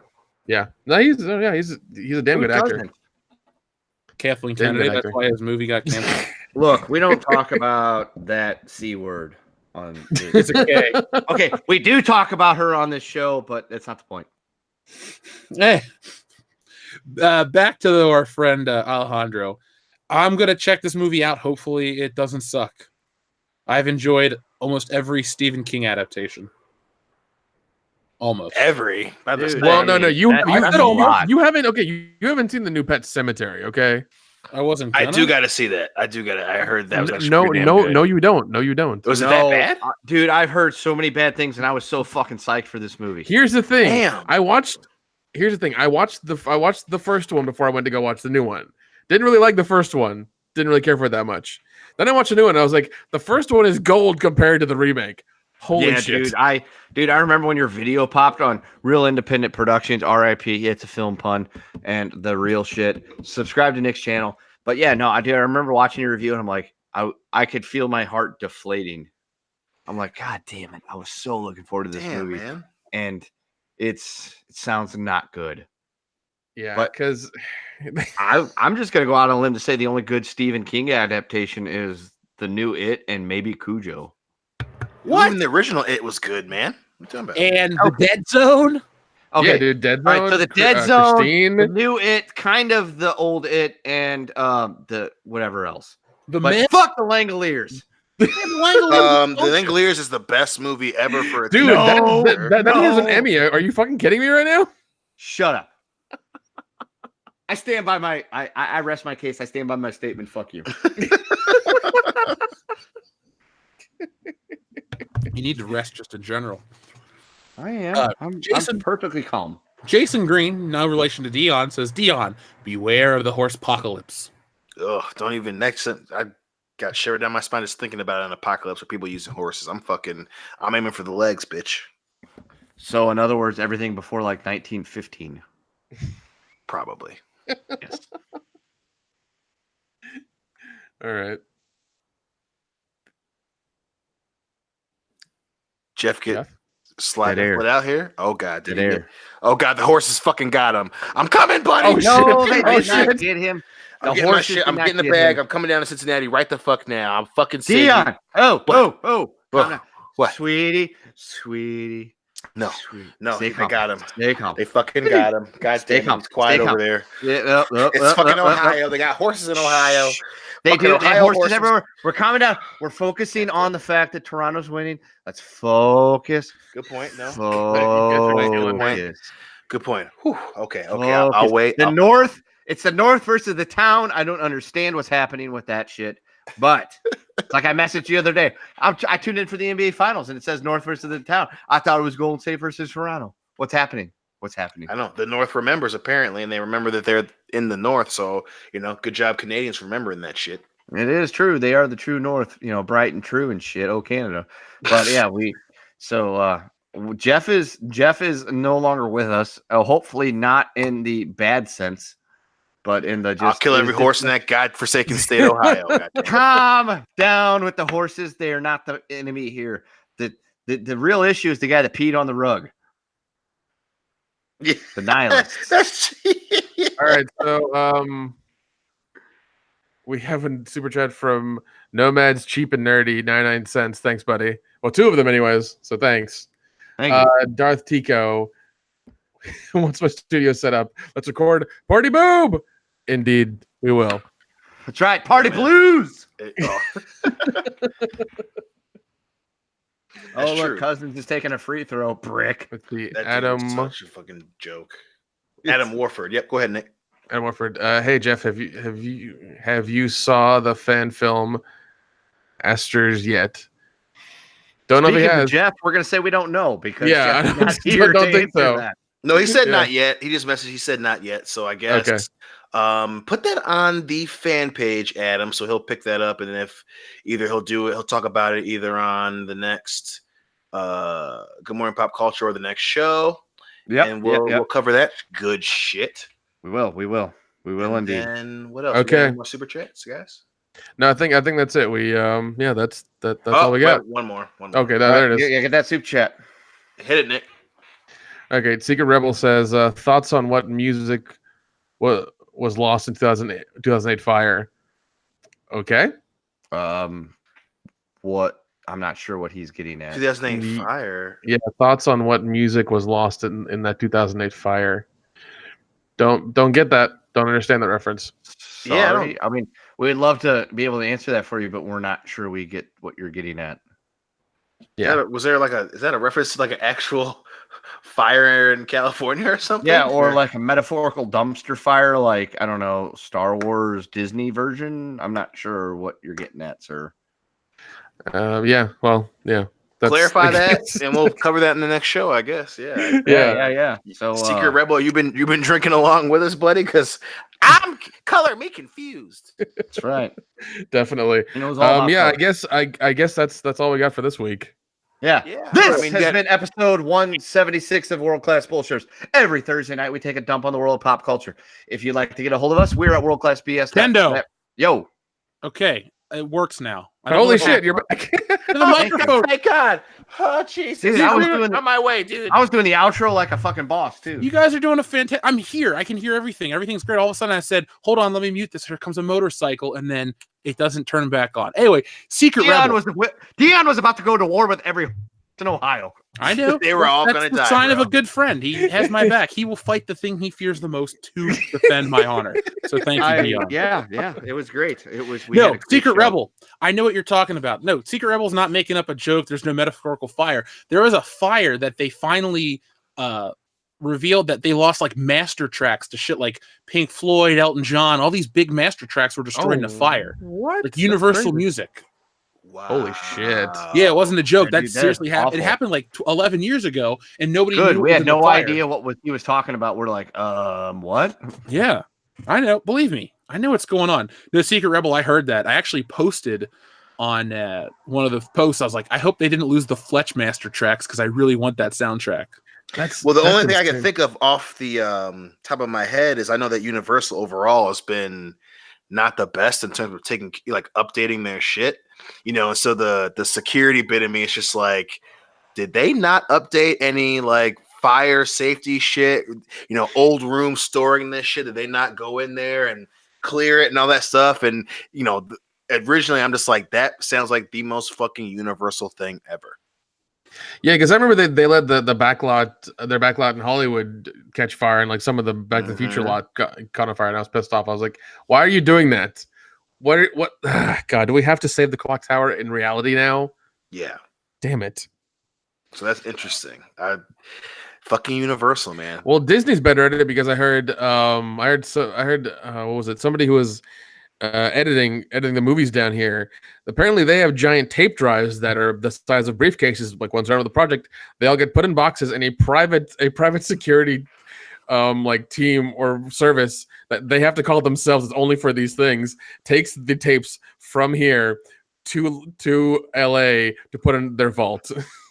Yeah, the vault. I think what I've heard is literally a vault, but I think also back in the day, someone actually tried to steal their shit, like physically steal the copies of, you know, their old animated shit. So they, you know, historically and culturally, Disney does not fucking play around with security. I mean, they are serious motherfuckers, which I get. You know, they have essentially their own goddamn town in 2 different states. So, Yep, it's crazy. All right, so this has been a lot longer than we planned, but it was a great episode. We hit a lot Indeed. of our deeper topics that we wanted to cover. We got to talk about Fat Thor. We got to talk about Men in Black. The only thing we didn't get to do is play our name game, which we'll save for after hours after we talk about our Roll Tide list of 20 forever. Yeah. So, Nick, plug your channel. Yes, as Kendo mentioned before, I have a channel called Real Independent Productions, real with 2 E's because film pun. We did do a Pet Sematary review. We also did one for Brightburn. We did one for Ma as well. You can watch those on my channel. They're already out. The video that's going to go up tomorrow. Chris Wicks suggested we watch Bloodsucking Freak. So thanks, Chris. I watched that for the first time, and we reviewed it. It's going to be up tomorrow. around noon, hopefully, if not later in the day. But give me a like, give me a comment, subscribe, follow me on social media, and we talk about a lot of horror stuff, mainly independent. So yeah, check me out. Now, Dion, you don't have anything to plug. Is there anything you want to say? Goddamn, I'm a bullshitter, and this was fun as fuck. And if I do end up doing something besides this show, I'll be sure to let you guys know. Darth Vader's disembodied charred phallus says, "Help me! #save the dick." he needs like a cartoon or something. He needs something, man. We need to get one of our animator friends in the Fandom Menace to just animate a little burnt hot dog rolling around with a Darth Vader helmet, and the breathing still goes on.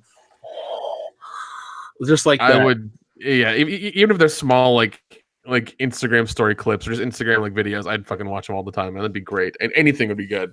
Absolutely. Kendo, congratulations on the Blues win.